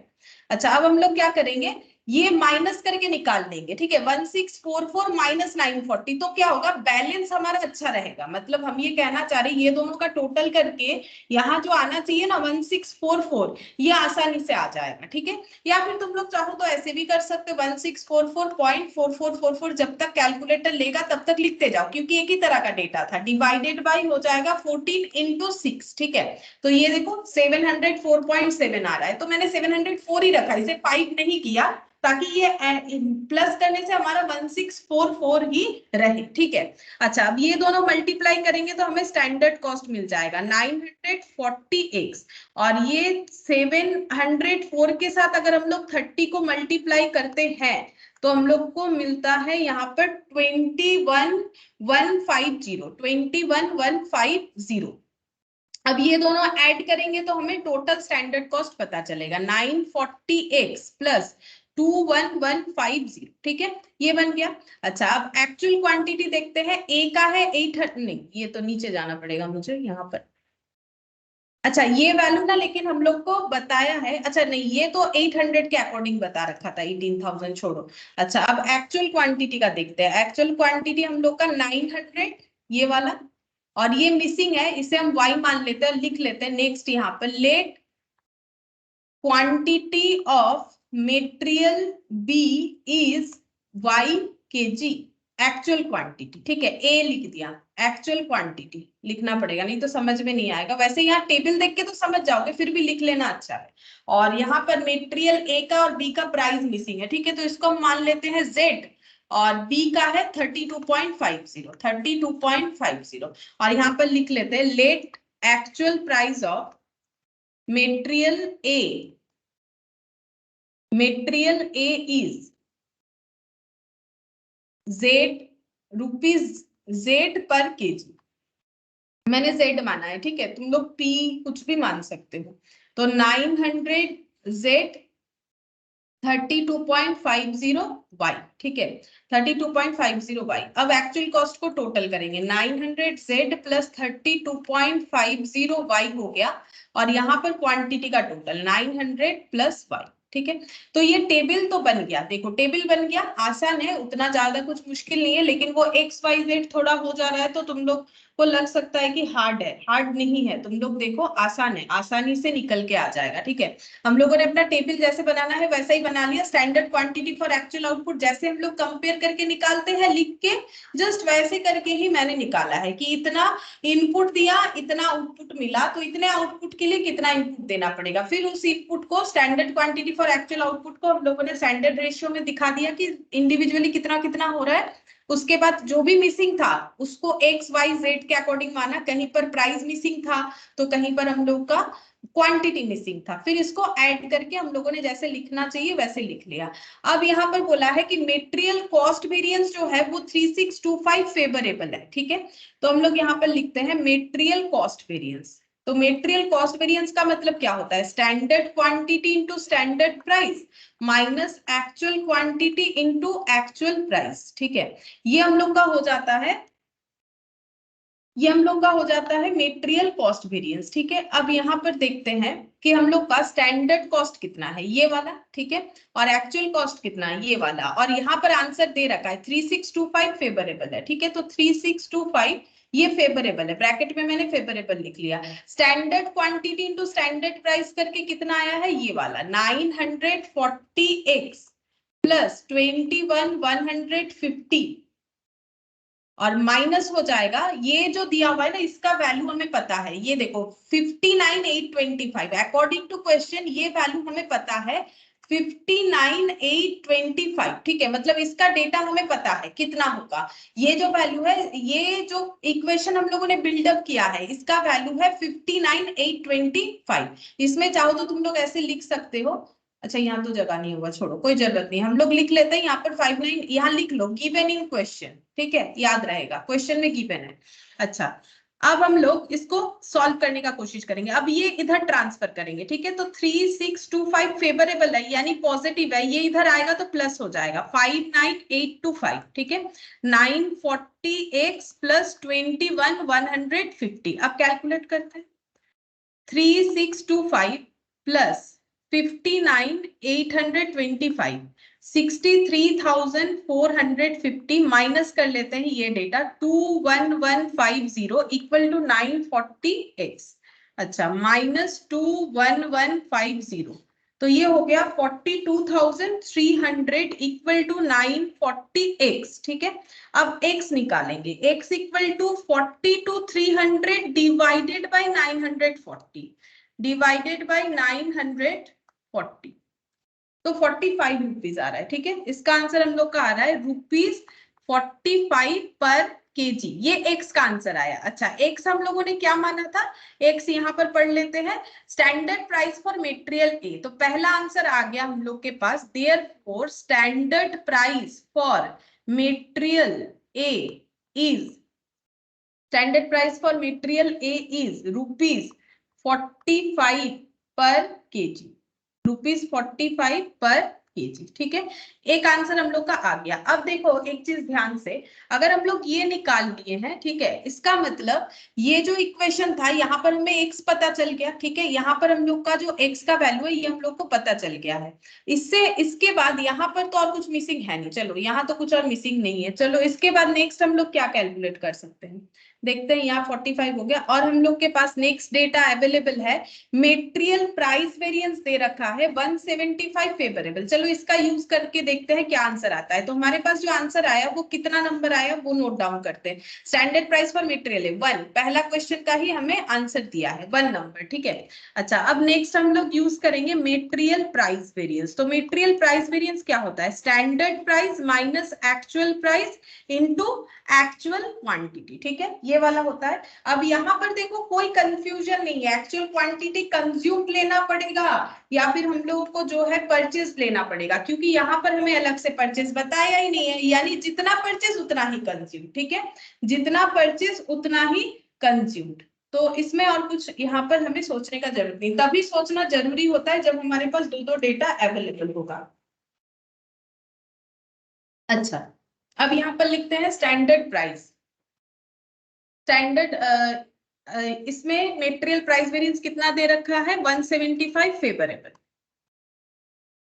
175 फेवरेबल। अच्छा, standard price minus actual price, इसमें दोनों है तो यहाँ पर x माइनस जेड ऐसे हो जाएगा।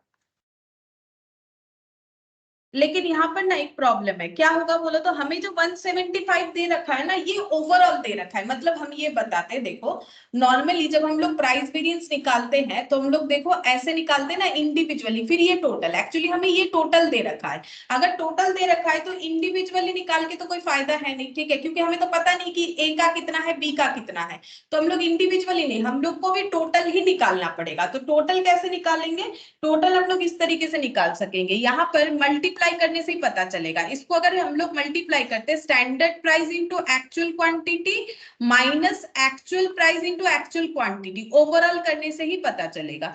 फिर से लिखते हैं 175 फेवरेबल। समझो क्या हो रहा है, प्रॉब्लम नहीं होगा। इसके साथ मैंने इसको मल्टीप्लाई कर दिया, इसके साथ इसको मल्टीप्लाई कर दिया। अब क्या होगा कि actual price into actual quantity multiply होने से क्या आ गया, एक्चुअल कॉस्ट आ गया। सोच के देखो, अगर हम लोगों को टोटल चाहिए ना, क्योंकि हम लोग को individually price variance for A B नहीं दिया है, तो इंडिविजुअली लिख के हम लोग इसका सॉल्व नहीं कर सकते हैं। लेकिन इस चीज को अगर हम लोग मल्टीप्लाई कर देते हैं तो हमें कुछ ना कुछ सोल्यूशन मिलने वाला है। देखो यहाँ पर हम लोगों ने क्या किया, actual price into actual quantity हमेशा एक्चुअल कॉस्ट होता है, ठीक है, ये तो हमें पता ही है ना। अगर एक्चुअल प्राइस के साथ एक्चुअल क्वांटिटी मल्टीप्लाई करेंगे एक्चुअल कॉस्ट मिलेगा। अब एक्चुअल कॉस्ट हमें क्वेश्चन में ना गिवन है, ये जो वैल्यू है ना ये हमें क्वेश्चन में गिवन है 59,825, तभी तो सॉल्व कर पाएंगे ना, क्योंकि ये तो मिसिंग फिगर का क्वेश्चन है। इजीली तो नहीं होगा, हमें कुछ दिमाग लगाना पड़ेगा कि किसके साथ क्या करके हम लोग कुछ वैल्यू फाइंड आउट कर सकते हैं। अब standard price into actual quantity को कैसे लिखेंगे, तो ये देखो स्टैंडर्ड प्राइस और ये रहा एक्चुअल क्वांटिटी, इसको मल्टीप्लाई कर लो, ठीक है, इंडिविजुअली इसको मल्टीप्लाई कर लो, पता चल जाएगा कितना होगा। यहां से देख देख के तो ए के केस में होगा 900 इंटू एक्स, यानी 900x, एक तो हो जाएगा 900x, ठीक है, और बी का, क्योंकि हमें टोटल चाहिए, बी का कितना हो जाएगा 30 इंटू वाई, यानी कि 30y, ठीक है, यहाँ पर हम लोग लिख लेंगे 30y। फिर से हम समझाते हैं, हम लोगों के पास ना इंडिविजुअली ए बी का नहीं है कि ए का स्टैंडर्ड प्राइस और एक्चुअल प्राइस माइनस कर देंगे, फिर यहाँ पर बी का भी करेंगे standard price minus actual price into actual quantity, ऐसे भी कर सकते हो, लेकिन ये ज्यादा टाइम टेकिंग होगा। देखो हम समझाते हैं क्यों, क्योंकि यहाँ पर स्टैंडर्ड प्राइस कितना है x माइनस जेड, ठीक है, ये देखो ये हो जाएगा हम लोग का x माइनस जेड, कर सकते हो, प्रॉब्लम नहीं है, ऐसे भी कर सकते हो अगर तुम लोग को लगता है कि वो नहीं समझ में आ रहा है। 30 माइनस 32.5, ये देखो 30 माइनस 32.5, ऐसे भी कर सकते हो, एक ही बात होगा, into actual quantity, actual quantity है जेड, सॉरी 900 और y, ठीक है, एक्चुअल क्वांटिटी है 900 और यहाँ पर y। अब दोनों को मल्टीप्लाई करेंगे तो क्या हो जाएगा 900x माइनस 900z, और ये हो जाएगा 30y माइनस 32.50y, ऐसे आ जा रहा है, ठीक है, यहाँ पर।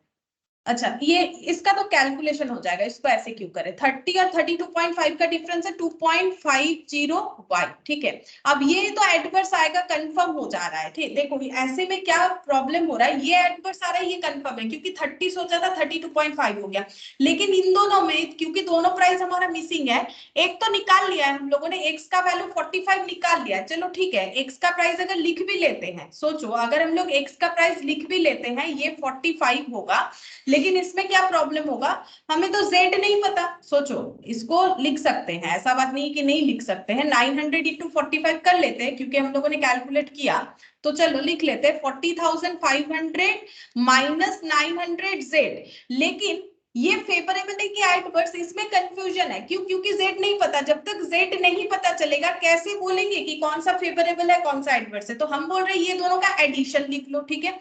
एडिशन को करने के लिए मैंने क्या किया, इसको इंडिविजुअली फॉर्मूले में नहीं रखी, इस फॉर्मूले को मैंने मल्टीप्लाई कर दिया, ठीक है। मल्टीप्लाई करने से हम लोगों को डेटा लिखने में आसानी हो रहा है। हम लोग इसमें क्या मिल रहा है, हमें स्टैंडर्ड प्राइस और एक्चुअल क्वांटिटी का मल्टीप्लीकेशन करने से हमें कुछ ना कुछ आंसर मिल जाएगा। इसमें हम लोग फेलियर क्यों है, इसमें हम लोग फेल कर जा रहे हैं। क्यों? ये फॉर्मूला फेल हो जा रहा है, फॉर्मूला फेल्ड, ठीक है। ऐसे लिख लो, समझ में आ जाएगा। फॉर्मूला फेल्ड एज जेड का हमें नहीं पता, ठीक है। तो ये फेवरेबल है कि एडवर्स, ये हम लोग नहीं आइडेंटिफाई कर पाएंगे। तो इन दोनों को क्या करें, ऐड करें कि लेस करें। अगर ये एडवर्स होगा तो ये नेगेटिव वैल्यू होगा, और फेवरेबल होगा तो पॉजिटिव वैल्यू। तो वो तो हम लोग फाइंड आउट नहीं कर पा रहे हैं ना, तो इसीलिए इसको हम लोग नहीं कर पाएंगे ऐसे। तो हम लोग क्या कर रहे हैं, जो फॉर्मूला है उसी को मल्टीप्लाई करते हैं। तो करने पे हमारे पास ये डेटा निकल के आता है कि हम लोग standard price into actual quantity कर सकते हैं। तो मैंने वही किया, standard price into actual quantity multiply किया, ठीक है। इसमें मुझे एक्स का वैल्यू पता है, वो लिखने के बाद हमारे पास मिसिंग फिगर्स एक एक करके निकल के आ जाएगा। 175 फेवरेबल है यानी पॉजिटिव है। 900 इंटू 45, देखो यहां भी हुआ था सेम, वही कर रहे हैं 900 इंटू 45, और यहाँ पर 30y ही रहेगा, और 59,825। अब देखते हैं 900 इंटू 45 कितना होगा, यही वाला होगा शायद जो भी यहाँ पर दिख रहा था, हाँ 40,500। 175 ये इधर ट्रांसफर कर देंगे, 59,825 इक्वल टू 40,500 प्लस 30y। अच्छा, अब यहाँ पर ये दोनों का टोटल करते हैं, 59,825 plus 175, 60,000 minus 40,500 equal to 31। 19,500 equal to 30y. Therefore, y equal to 19,500 divided by 30. 650, ठीक है। ये क्या निकल गया, y हम लोगों ने जो माना था, y हम लोगों ने क्या माना था, y हम लोगों ने माना था कि actual quantity of material B। तो ये आंसर आ गया, therefore actual quantity of material, actual quantity of material B 650 kg, ठीक है। Actual quantity of material B, यानी कि क्वेश्चन नंबर 2 हम लोगों ने सॉल्व कर लिया, ठीक है। देखो यहाँ पर हम लोगों ने कैसे किया, पहले ये टेबल रेडी किया जैसे एज इट इज करते हैं, वहां से हम लोगों ने कॉस्ट का जो डेटा था उसे यूज किया, standard cost minus actual cost करके जो भी डेटा था हम लोगों ने पुट किया। इसको यहाँ पुट इसीलिए नहीं किया, क्वेश्चन में इसका वैल्यू हमें गिवन था। तो फिर ये मैंने क्यों किया, वो तो मेरा अकॉर्डिंग टू जो मतलब यहाँ पर बन रहा था उसके हिसाब से मैंने लिख दिया। अब इसका यूज नहीं करना है क्योंकि हमारे पास डेटा है, तो अच्छा बात है, इसका यूज क्यों करें। आप देखो हमारे पास जेड भी निकल के आ जाएगा, कैसे, अभी ये मुझे पता है कि इसका वैल्यू जो है इतना है, ठीक है, और y भी अभी अभी हम लोगों ने निकाल लिया। तो इससे हम लोग आराम से कैलकुलेट कर सकते हैं कि z का वैल्यू यानी एक्चुअल प्राइस ऑफ मटेरियल जो ए है वो कितना होगा, क्योंकि इसके बाद वाला क्वेश्चन हमें वही पूछा है, ठीक है। तो क्वेश्चन नंबर 3 निकालते हैं, यहाँ पर क्वेश्चन नंबर 3 का आंसर निकालते हैं, ठीक है। तो हम लोग को पता है कि एक्चुअल कॉस्ट इक्वल टू हो जाएगा actual quantity into actual price, ठीक है। अच्छा, एक्चुअल कॉस्ट क्वेश्चन में गिवन है 59,825, 59,825 दोनों मटेरियल का मिला के, और actual quantity into actual price करके actual cost 900 Z plus 32.50Y, ऐसे लिख लेते हैं 900 Z प्लस 32.50 y, ठीक है। अब y का वैल्यू हम लोग को पता है, तो यहाँ पर कितना हो जाएगा 59,825 माइनस 32.50 इंटू 650, ये इधर ट्रांसफर कर दिया 900z। अब देखते हैं कितना आ रहा है, 650 इंटू 32.5, ये आ गया 21,125, और यहाँ पर हमें माइनस करना है 59,825। तो आंसर मेरा पॉजिटिव आएगा, मैंने रिवर्स माइनस किया 38,700 इक्वल टू 900 जेड। तो Z equal two divided by 900, तो ये हो गया 43, ठीक है। एक्चुअल प्राइस ऑफ मटेरियल ए निकल के आ गया 43, 98,700 डिवाइडेड बाय 900 इक्वल टू हम लोग का हो जाएगा 43। अब ये क्या था, 43 क्या निकल के आया, जो हम लोगों ने माना था actual price of material A, तो लिख लेंगे एक्चुअल प्राइस ऑफ मेटेरियल ए ₹943 पर केजी। यहाँ पर लिखेंगे actual price of material A is ₹43 पर केजी। ठीक है, अब यहाँ पर देखो क्या हुआ, क्योंकि हम लोगों ने ये डेटा लिखा था ना, तो इससे हमें दिखा, हम लोग आसानी से इसे कैलकुलेट कर लिया। अगर हम लोग ये टेबल को नहीं बनाते कि ये डेटा तो मेरे पास गिवन है, इसको लिख के क्या फायदा, तो हम लोग ये वाला भी आइडेंटिफाई नहीं कर पाते। इतना सारा चीज लिखने के बाद ना समझ में नहीं आता है कि किसके बाद कौन सा फॉलो होना चाहिए। तो जैसा होगा एज इट इज लिखो, तो ऑटोमेटिकली एक के बाद एक आंसर निकल के आ जाएगा। ठीक है, जैसे कि हम लोगों को अभी ये देखो 3 आंसर तो मिल ही गया। अब हमें बोला है revise standard quantity of material A and material B, सिर्फ क्वांटिटी निकाल के बताना है कितना कितना होगा, एंड मटेरियल मिक्स वेरिएंस निकालने के लिए बोला है। ठीक है, अच्छा सबसे पहले हम लोग इस टेबल में ऐड करेंगे आरएसक्यू। ठीक है, इस टेबल में हम लोग अपना आरएसक्यू को ऐड करेंगे, जैसे करते हैं। आरएसक्यू में क्या होगा, स्टैंडर्ड रेशियो में हमें एक्चुअल क्वांटिटी को दिखाना होता है। तो एक्चुअल क्वांटिटी कितना है, 900 प्लस वाई करने से जितना होगा, तो कितना हो रहा है, y का वैल्यू हम लोगों ने यहाँ निकाला हुआ है 900 प्लस 650। ठीक है, यहाँ पर हो जाएगा 900 प्लस 650। हम छोटा छोटा करके लिखते हैं और टोटल देख लेते हैं कितना होगा। 1550। ठीक है, अब इसको हम लोग डिवाइडेड बाय 14 इंटू 8 कर लेते हैं, तो ये हम लोग का आ गया 885। 886 लिख लेते हैं, क्योंकि 5 के बाद पॉइंट जो है, मतलब हम लोग का मोर देन 5 है, ये वाला पॉइंट के बाद 5.7 है, तो हम इसको लिख लेते हैं 886। ठीक है, रिवाइज स्टैंडर्ड क्वांटिटी में मैंने 886 लिख लिया, और बाकी को माइनस कर लेते हैं। 1550 से माइनस कर लेते हैं, तो बैलेंस हो जाएगा, तो ज्यादा वेरी नहीं करेगा। खुद से खुद कैलकुलेट क्यों जा रहा है। 1550 माइनस 886, 664। ठीक है, 664। तो ये देखो आंसर भी आ गया। रिवाइज स्टैंडर्ड क्वांटिटी बोला था और कुछ नहीं, तो ये आंसर निकल के लिख लेते हैं revise standard quantity equal to question number 4 का आंसर आ गया। Revise standard quantity for A is 886 kg and for B is 664 kg, 664 kg। ठीक है, यहां पर लिख सकते हो कि रेफर टेबल। ठीक है, रेफर टेबल कॉलम नंबर, अगर टेबल पे कॉलम नंबर दे देंगे ना, तो हमें अलग से नहीं करना पड़ेगा, जैसे 1 2 3 ऐसे दे दो, मतलब देने से ये हेल्प हो जाएगा आंसर को लिखने में। ठीक है, तो कॉलम नंबर 7 में हम लोगों ने इसको सॉल्व किया हुआ है। ठीक है, तो रेफर टेबल कॉलम नंबर हम लोग यहाँ पर लिख देते हैं 7। ठीक है, इससे हमें पता चल जाएगा कितना होगा। अच्छा, ये हम लोग का हो गया 4th नंबर आंसर। अच्छा, इसमें हमें ना प्राइस नहीं बोला है। अगर तुम लोग सोच रहे हो मैंने प्राइस क्यों नहीं निकाला, क्योंकि देखो क्वेश्चन में बोला है सिर्फ quantity, material sorry revise standard quantity. हमें ये नहीं बोला है कि रिवाइज मतलब मेटेरियल मिक्स वेरिएंस निकालो, वो नेक्स्ट बोला है। तो क्वांटिटी अगर इंडिविजुअली पूछा है तो उसका आंसर हमें देना पड़ेगा। अब निकालेंगे मेटेरियल मिक्स वेरिएंस। देखो कैसे होगा material mix variance. Material mix variance, अब मिक्स वेरिएंस का मैंने तुम लोग को बताया था, स्टैंडर्ड क्वांटिटी के साथ एक्चुअल क्वांटिटी का जो डिफरेंस होता है उससे आता है मेटेरियल यूसेज वेरिएंस। ठीक है, अब आरएसक्यू यहाँ लिखना होता है, इसके साथ इसका डिफरेंस और इसके साथ इसका डिफरेंस। ठीक है, तो यहाँ पर जो है ये एमएमवी होता है, मिक्स के वजह से इन दोनों का डिफरेंस आता है। तो हमें क्या लिखना पड़ेगा, आरएसक्यू माइनस एक्यू। अब क्योंकि मेटेरियल यूसेज के बेसिस पे है, तो इसको हम लोग किससे मल्टीप्लाई करेंगे, स्टैंडर्ड प्राइस से। ठीक है, और अब हमें कोई प्रॉब्लम नहीं हुआ क्योंकि हमारे पास सारा डेटा अवेलेबल है। तो ए और बी, आरएसक्यू अभी अभी हम लोगों ने निकाला 886 फॉर ए, और बी के लिए 664। ठीक है, और actual quantity into standard price लिखेंगे। एक्चुअल क्वांटिटी कितना कितना है, ए का है 900, बी का है वाई यानी 650। 900 और 650, 900 और 650, और स्टैंडर्ड प्राइस देखते हैं एक्स और 30। एक्स का मतलब था 45, 45 और 30।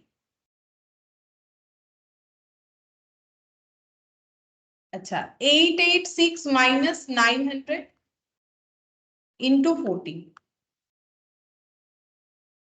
190 45 नहीं मल्टीप्लाई किया, कुछ और कर दिया। 886 माइनस 900 इंटू 45, 630। अच्छा ये एडवर्स है कि फेवरेबल? इतना सोचा था इतना क्वांटिटी लग गया एडवर्स, इतना सोचा है इतना क्वांटिटी लग गया, again adverse. 664 minus 650 into 30, 420, 1050 adverse, ठीक है। ओ ये तो फेवरेबल होगा, सॉरी हाँ। 664 सोचा था, 650 ही लगा, कम लगा ना, तो मैंने इसको गलती से, कैलकुलेशन ठीक है, बस फेवरेबल एडवर्स गलत लिखा है। 210 एडवर्स, ठीक है। मिक्स वेरिएंस हम लोगों ने निकाल लिया। अब अगर हम लोग टेबल चाहे तो टेबल रेडी करके देख सकते हैं। Material cost variance equal to होता है मेटेरियल प्राइस और मेटेरियल यूसेज वेरिएंस, ठीक है। तो देखते हैं मेटेरियल, यहाँ पर प्राइस कॉस्ट वेरिएंस बोल रखा था 3625 फेवरेबल, ठीक है।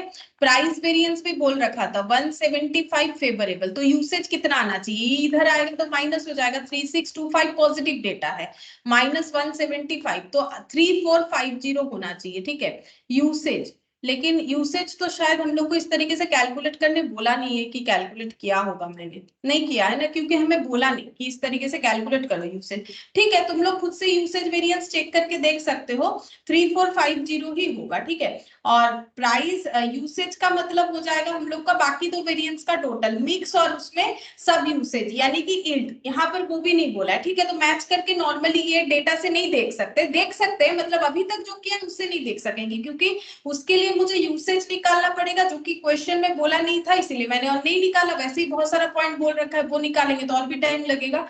तुम लोग अपने मतलब प्रैक्टिस के लिए देख सकते हो कि यूसेज निकालने के बाद टोटल करके देख सकते हो मैच हो रहा है कि नहीं। आफ्टर दैट तुम लोग यील्ड वेरिएंस निकालने के बाद पूरा डेटा ही बन जाएगा। मतलब इसमें सिर्फ अगर तुम लोग दो वेरिएंस और निकाल लेते हो, ये देखो मेटेरियल यूसेज वेरिएंस और मेटेरियल यील्ड वेरिएंस, तो तुम लोग का क्या होगा, पूरा वो टेबल बन जाएगा। मतलब जो मैच होता है ना, मेटेरियल कॉस्ट वेरिएंस का मतलब material price variance, material usage variance, और मेटेरियल यूसेज वेरिएंस का मतलब मेटेरियल मिक्स वेरिएंस और मेटेरियल यील्ड वेरिएंस, जिसमें से ये निकालना बाकी है और ये निकालना बाकी है। ये ऑलरेडी निकला हुआ है और ये तो गिवन है, और यूसेज निकालना पड़ेगा। ये तीन अगर तुम लोग निकाल लेते हो, मेटेरियल मतलब ये दो बेसिकली मेटेरियल यूसेज और मेटेरियल यील्ड, तो तुम लोग चेक करके देख पाओगे कि तुम लोग का आंसर सही है कि गलत। मैंने नहीं निकाला क्योंकि इसमें और भी बहुत सारा डेटा बोला था, तो उसमें काफी ज्यादा टाइम लग जाएगा।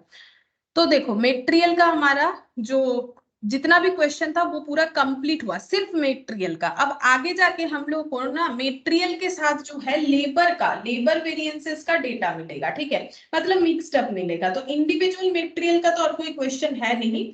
तो ठीक है, अभी हम लोग थोड़ा सा जो है लेबर कॉस्टिंग आज स्टार्ट कर सकते हैं, है टाइम हम लोग का। लेबर मतलब स्टैंडर्ड कॉस्टिंग फॉर लेबर, ठीक है। यहाँ पर लिखते हैं लेबर, मेटेरियल का जैसे वेरिएंसेस होता है लेबर का भी होता है, ठीक है।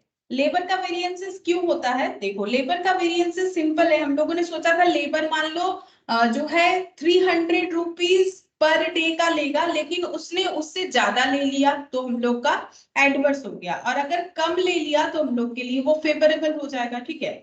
अच्छा और क्या हो सकता है, मतलब ये लेबर कॉस्ट वेरिएंस हो गया कि कॉस्ट कैसे वेरी कर सकता है, जितना सोचा था उससे कम ज्यादा होगा तो कॉस्ट वेरी कर जाएगा, ठीक है।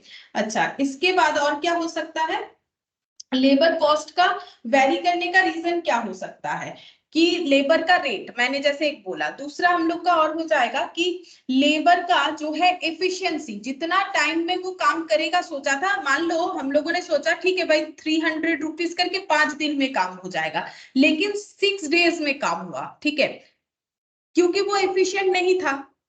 हम लोगों ने सोचा था जितना जल्दी काम करेगा उससे कम टाइम में काम नहीं कर पाया। मतलब जैसे मान लो मैंने तुम लोग को बोला कि 3 घंटे का पेपर है, अब जो क्या होता है कि स्पीड के अकॉर्डिंग कोई कोई तो 3 घंटे में कंप्लीट कर सकते हो, किसी किसी का क्या होता है पता है सारा क्वेश्चन लेकिन 3 घंटे में नहीं कर पाए, मतलब स्पीड कम है। मतलब इसको कॉस्टिंग के लैंग्वेज में बोलते हैं एफिशिएंसी लेवल कम है। क्योंकि देखो ये स्टैंडर्ड जो बनाया गया है कि 100 मार्क्स को सॉल्व करने के लिए 3 घंटा ह्यूमन बीइंग के लिए काफी है, इसका मतलब ये परफेक्ट स्टैंडर्ड है। लेकिन अगर तुम लोग 3 घंटे में नहीं कंप्लीट कर पाते हो, मतलब तुम लोग इनएफिशिएंट हो जाओगे। और अगर मान लो 3 घंटे के पहले कंप्लीट कर लेते हो तो तुम लोग मोर एफिशिएंट हो जाओगे। तो एफिशिएंसी लेवल के अकॉर्डिंग भी हमारा परफॉर्मेंस इफेक्ट होता है। तो यहाँ पर अगर लेबर एफिशिएंट कम हुआ, अगर 5 दिन का काम वो 7 दिन में किया तो पेमेंट भी ज्यादा करना पड़ेगा, तो लेबर एफिशिएंसी हो जाता है। और दूसरा होता है कि लेबर जो है, क्योंकि वो एक ह्यूमन बीइंग है तो उसे एक रेस्ट का भी तो जरूरत होता है। तो लेबर अगर खाली बैठा है, अब खाली बैठने का भी 2 रीजन होता है कि मान लो वो थोड़ा रेस्ट कर रहा है तो भी आइडल टाइम होता है, नॉर्मल आइडल टाइम जैसे टिफिन कर रहा है, ठीक है, थोड़ा रेस्ट कर रहा है, तो ये तो नॉर्मल आइडल टाइम। और कभी कभी ऐसा भी होता है कि मटेरियल खत्म हो गया, इलेक्ट्रिसिटी चला गया, या फिर कुछ और रीजन की वजह से फैक्ट्री बंद हो गया, मतलब बंद नहीं हुआ, मतलब फैक्ट्री में काम नहीं हो पा रहा है लेबर रहने के बाद भी, तो हमें लेबर को बैठे बैठे पेमेंट करना पड़ेगा। मान लो आज लेबर आ गया बट मटेरियल ही नहीं था, मटेरियल आने वाला था, मटेरियल पहुंचा ही नहीं, तो इससे क्या हो जाता है, हमारा कॉस्ट वेरी कर जाता है, क्योंकि हम लोगों ने पेमेंट तो कर दिया बट उसके अकॉर्डिंग हमें कोई काम नहीं मिला। तो लेबर कॉस्ट वेरिएंस जो है वो क्यों वेरी करता है, अभी तक मैंने जो 3 चीज बताया उसके अकॉर्डिंग जो भी हम लोग का वेरिएंसेस निकल के आता है वो है पहला लेबर रेट वेरिएंस, ठीक है, कि उन्होंने कितना चार्जेस लिया हमसे, उसके वजह से हमारा कॉस्ट वेरी कर सकता है।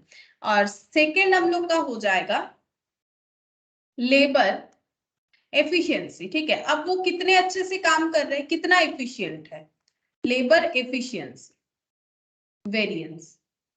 और नेक्स्ट हम लोग का हो जाएगा,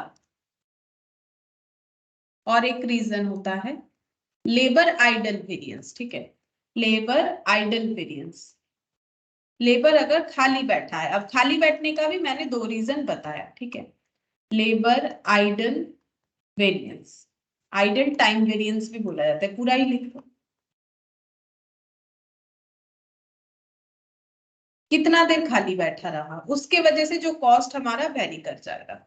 अच्छा, अब जो रेट वेरिएंस है वो 2 रीजन से वेरी करता है, रेट का वेरी करने का 2 रीजन होता है, जैसे मटेरियल प्राइस का यूसेज का वेरी करने का 2 रीजन होता है, मिक्स में चेंजेस या यूसेज में, सब यूसेज में चेंजेस।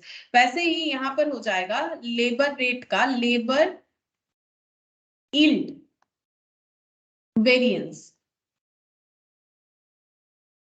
और दूसरा लेबर मिक्स वेरिएंस, या फिर जिसे हम लोग बोलते हैं गैंग, गैंग वेरिएंस भी बोलते हैं।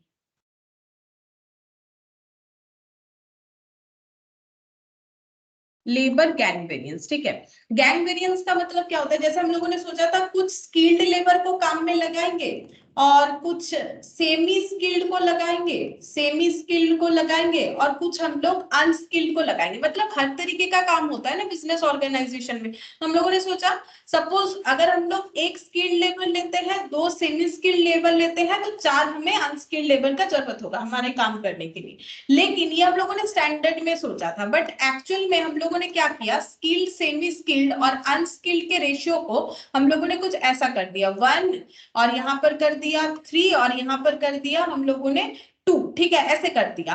तो अब हम लोग का कॉस्ट वेरी करेगा, क्यों, क्योंकि स्किल्ड लेबर का जो वेजेस है वो अलग टाइप होगा, सेमी स्किल्ड का अलग होगा, अनस्किल्ड का अलग होगा, ठीक है। अब हम लोगों ने सोचा था कि इतना इतना पेमेंट करने से हो जाएगा, बट उसका अलग क्योंकि रेशियो हो गया है तो अलग पेमेंट हो जाएगा।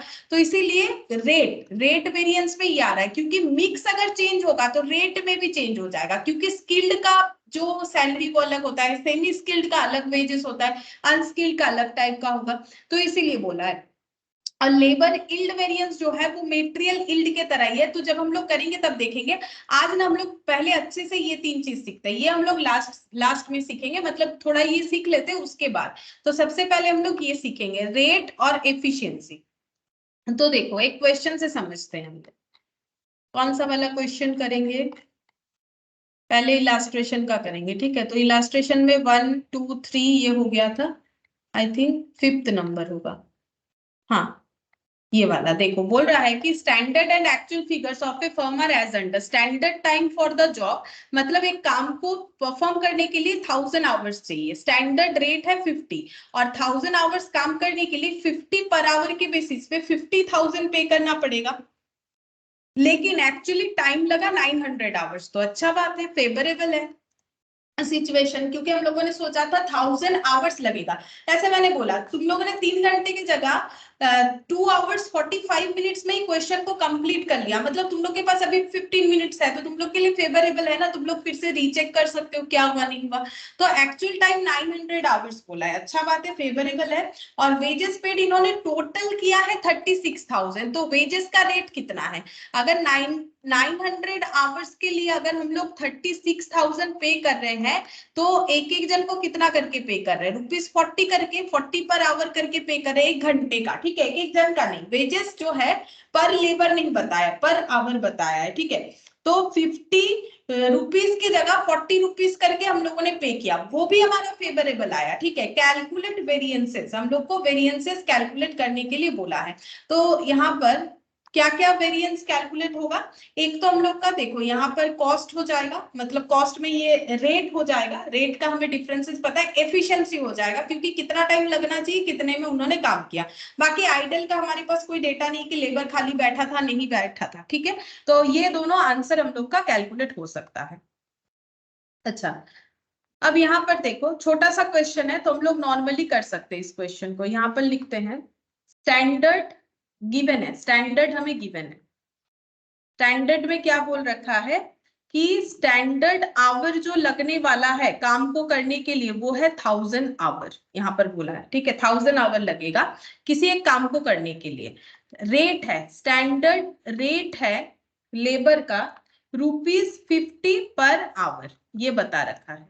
अच्छा, तो हम लोग इससे क्या निकाल सकते हैं, स्टैंडर्ड कॉस्ट, जैसे हम लोग मेटेरियल का निकालते हैं वैसे स्टैंडर्ड कॉस्ट। तो स्टैंडर्ड कॉस्ट क्या हो जाएगा, standard our into standard rate, ठीक है, या फिर स्टैंडर्ड प्राइस, जो लिखना चाहो। लेबर में नॉर्मली ज्यादा रेट वाला लैंग्वेज यूज होगा, प्राइस कम ही होगा, वैसे प्राइस लिखते हो तो कुछ फर्क नहीं पड़ेगा।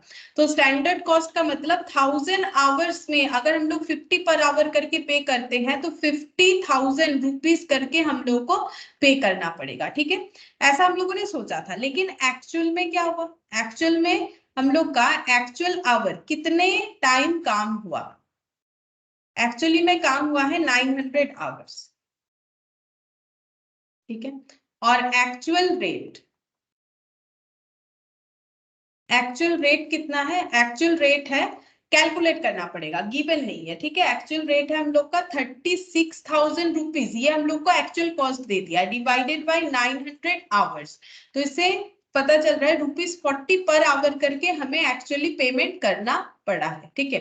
और एक्चुअल कॉस्ट निकालते हैं जो कि क्वेश्चन में गिवन है, वैसे निकालेंगे तो ये 900 इंटू 40 करके ही निकालना पड़ेगा, बाकी गिवन है, चाहो तो ऐसे लिख लो 900 इंटू 40, यानी 36,000, ये हमें ऑलरेडी ₹36,000 ये हमें ऑलरेडी क्वेश्चन में गिवन था, ठीक है, ये एक्चुअल हो गया।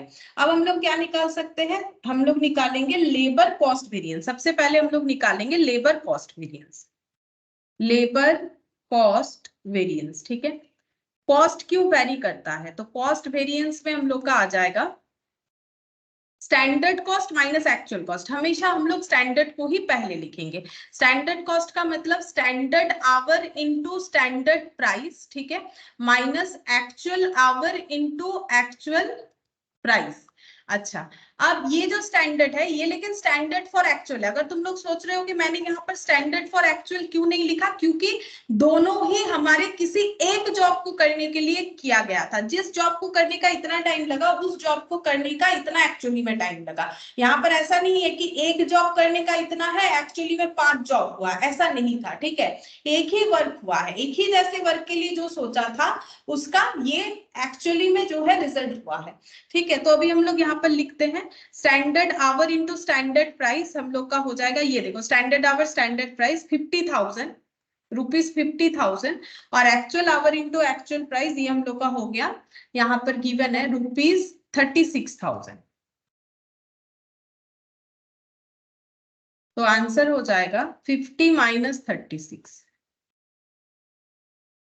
14,000 रुपीज 14,000। और ये हम लोग का हो गया फेवरेबल। हम लोगों ने सोचा था 50,000 का खर्चा होगा, बट सिर्फ और सिर्फ 36,000 में काम कंप्लीट हो गया। अब कॉस्ट क्यों कम लगा होगा? शायद लेबर ने चार्ज कम लिया होगा। हाँ बिल्कुल, देखो लेबर ने, हम लोगों ने सोचा था 50 पर आवर का लेगा, लेकिन लेबर ने 40 पर आवर का लिया, यानी रेट की वजह से चेंजेस दिखा। तो कौन सा वेरिएंस निकालेंगे? Labour rate variance. ठीक है, तो रेट वेरिएंस में क्या लिखना पड़ेगा? स्टैंडर्ड रेट यानी standard price minus actual price. जैसे मेटेरियल में हम लोग करते हैं एक्चुअल क्वांटिटी से मल्टीप्लाई, तो यहाँ पर एक्चुअल आवर से मल्टीप्लाई करना पड़ेगा। ठीक है, जैसे कि हम लोगों ने सोचा था लेबर 50 रुपीज पर आवर करके लेने वाला है, बट लेबर ने कितना लिया है? 40 रुपीज पर आवर करके लिया है।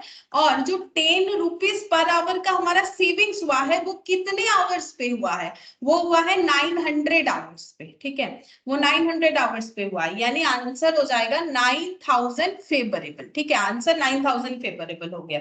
फिर हम लोग निकालेंगे labour efficiency variance. Labour efficiency variance, अच्छा, एफिशिएंसी का मतलब कितना टाइम में काम होगा हम लोगों ने सोचा था, यानी स्टैंडर्ड आवर, और कितना टाइम हमें लगा यानी एक्चुअल आवर्स। ठीक है, मेनली तो ये आवर्स के डिफरेंस से एफिशिएंसी पता चलता है। तो 1000 और 900, हम लोगों ने सोचा था कि 1000 आवर्स लगेगा, बट लगा सिर्फ 900 आवर्स। तो यहाँ भी हमारा फेवरेबल सिचुएशन होगा, आंसर तो फेवरेबल आएगा। लेकिन मल्टीप्लाई किससे करें? अब हमें डेटा को रुपीज में ट्रांसफर करना है। ये आवर है तो आवर को रुपीज में ट्रांसफर करने के लिए हमें इस पे प्राइस का मल्टीप्लाई करना पड़ेगा। लेकिन कौन सा प्राइस ले? स्टैंडर्ड प्राइस ले या फिर हम लोग इसका एक्चुअल प्राइस ले? ठीक है, तो जैसे हम लोग मटेरियल में जो है स्टैंडर्ड प्राइस लेते हैं, यहाँ पर भी हमें वही स्टैंडर्ड प्राइस ही लेना पड़ेगा, यानी कि 50 रुपीज। ठीक है, तो 100 का हमारा जो है सेविंग्स है 100 इंटू 50, तो ये हम लोग का हो जाएगा 5,000 फेवरेबल। ठीक है, 5,000 फेवरेबल हो गया। अब ये जो 5,000 फेवरेबल हुआ, इसको चेक करो कि सही हुआ है कि नहीं। Labour cost variance equal to क्या हो जाएगा? Labour rate variance, labour efficiency variance और लेबर आइडल वेरिएंस, जो कि इस क्वेश्चन में 0 है, ये वाला है ही नहीं। ठीक है, और रेट वेरिएंस का हम लोग का 900 फेवरेबल, और यहाँ पर हम लोग का एफिशिएंसी में 5,000 फेवरेबल। ठीक है, तो 9,000 और सॉरी 9,000 और 5,000 14,000 फेवरेबल, आंसर निकल के आ गया 14,000 फेवरेबल। ठीक है, तो इस तरीके से हमें कैलकुलेट करना पड़ता है लेबर वाले केस में, कि लेबर का हम लोग का क्या क्या रीजन होगा। सेम वैसे ही देखो मेटेरियल के तरह ही है, बट लेबर है तो उसका अपना कंसेप्ट होगा ना, वो तो मेटेरियल के तरह मतलब परचेज का बात नहीं होता है। लेबर को हम लोग पेमेंट करते हैं, उनको परचेज थोड़ी ना करते हैं। ठीक है, तो जैसा है हमें उस तरीके से करना पड़ेगा। तो यहाँ पर हमारा 3 रीजन हो सकता है, जिसमें से अभी 2 रीजन वाला हम लोग कर पाए। एक था हम लोग का लेबर रेट वेरिएंस, रेट की वजह से जो वैरी करेगा, और एक एफिशिएंसी वेरिएंस था। ठीक है, अच्छा, रेट वेरिएंस में हम लोगों ने क्या किया? देखो रेट वेरिएंस में हम लोगों ने रेट का डिफरेंसेस देखा कि लेबर कितना चार्जेस बोला था, कितना लिया, और उसको हमें किस पे कैलकुलेट करना है? एक्चुअल आवर्स, क्योंकि अगर हमारा लॉस या सेविंग्स जो भी हुआ है, वो तो हमारे एक्चुअल आवर्स पे डिपेंड कर रहा है कि एक्चुअली हम लोगों ने कितना आवर्स काम करवाया, उसके ऊपर सेविंग्स होगा। सेम मटेरियल के तरह ही है। ठीक है, सेम मटेरियल के तरह ही है, हम एक बार फिर से बता दे रहे ताकि समझ में आ जाए। अच्छा, और नेक्स्ट देखो यहाँ पर, और यहाँ पर जो हम लोग का एफिशिएंसी वेरिएंस है, कि हम लोगों ने सोचा था कितना टाइम लगेगा इनको काम करने के लिए, और इन्होंने कितना टाइम लिया। ठीक है, तो अगर टाइम कम लिया उसी काम को करने के लिए तो फेवरेबल जो कि यहाँ पर हुआ था, और अगर ज्यादा लेता तो हम लोग का हो जाता एडवर्स। ठीक है, अब यहाँ पर हमें मल्टीप्लाई किससे करना है? मल्टीप्लाई हमें स्टैंडर्ड प्राइस से करना है। ठीक है, स्टैंडर्ड प्राइस से, जैसे हम लोग मेटेरियल जो भी हम लोग का जैसे मेटेरियल यूसेज वेरिएंस था, उसमें हमें हर जगह पे मल्टीप्लाई स्टैंडर्ड प्राइस से ही करना होता है, क्योंकि एक्चुअल प्राइस फ्लक्चुएट करता है, इसीलिए हम लोग स्टैंडर्ड प्राइस से लेते हैं। और इसका और एक रीजन भी होता है, पता है क्या होता है? क्योंकि ऑलरेडी प्राइस का इम्पैक्ट हम लोग रेट में ले चुके हैं, लेबर रेट वेरिएंस में। तो अगर हम लोग फिर से यहाँ एक्चुअल प्राइस लेंगे तो हम लोग का फिर से वही प्राइस का इम्पैक्ट आ जाएगा। इसीलिए हमें क्या करना चाहिए, एफिशिएंसी ही लेना चाहिए। जैसे देखो इस चीज को हम एक बार क्लियर कर देते हैं कैसे करके हो सकता है। जैसे कि देखो हम लोग का मेटेरियल वाला ही पार्ट था, तो उसमें देखो हम यहाँ पर बताते, मान लो हम लोगों ने स्टैंडर्ड क्वांटिटी में लिया, सपोज करो कि यहाँ पर 40 केजी, ठीक है, और एक्चुअल क्वांटिटी हम मटेरियल से ही बता रहे, क्यों हमें स्टैंडर्ड प्राइस लेना चाहिए, चाहे इसमें देख लो चाहे वहां पर देख लो। अब मान लो एक्चुअल क्वांटिटी है हम लोग का 45 केजी, ठीक है, अब स्टैंडर्ड प्राइस है सपोज ₹5 पर केजी और एक्चुअल प्राइस है हम लोग का ₹6 पर केजी। इसको ना हम लोग एक ड्रॉ से समझ सकते हैं। ऐसे मान लो हम यहाँ पर एक डायग्राम बना रहे हैं, देखो इससे ना क्लियर हो जाएगा क्यों हम लोग स्टैंडर्ड प्राइस ही लेते हैं। तो यहाँ पर डायग्राम बना रहे, इधर हम प्राइस का लिख रहे हैं और इधर हम लिख रहे हैं सपोज क्वांटिटी का, ठीक है। अब ये क्वांटिटी हम लोग ऐसे लिख रहे हैं 10, 20, ठीक है, 30, 40 और यहाँ पर मैंने लिख दिया 50, ठीक है, ऐसे लिख दिया। और प्राइस जो है 1, 2, 3, 4, 5, 6 ऐसे लिख दिया, 6, 5, 4, 3, 2, 1, ठीक है।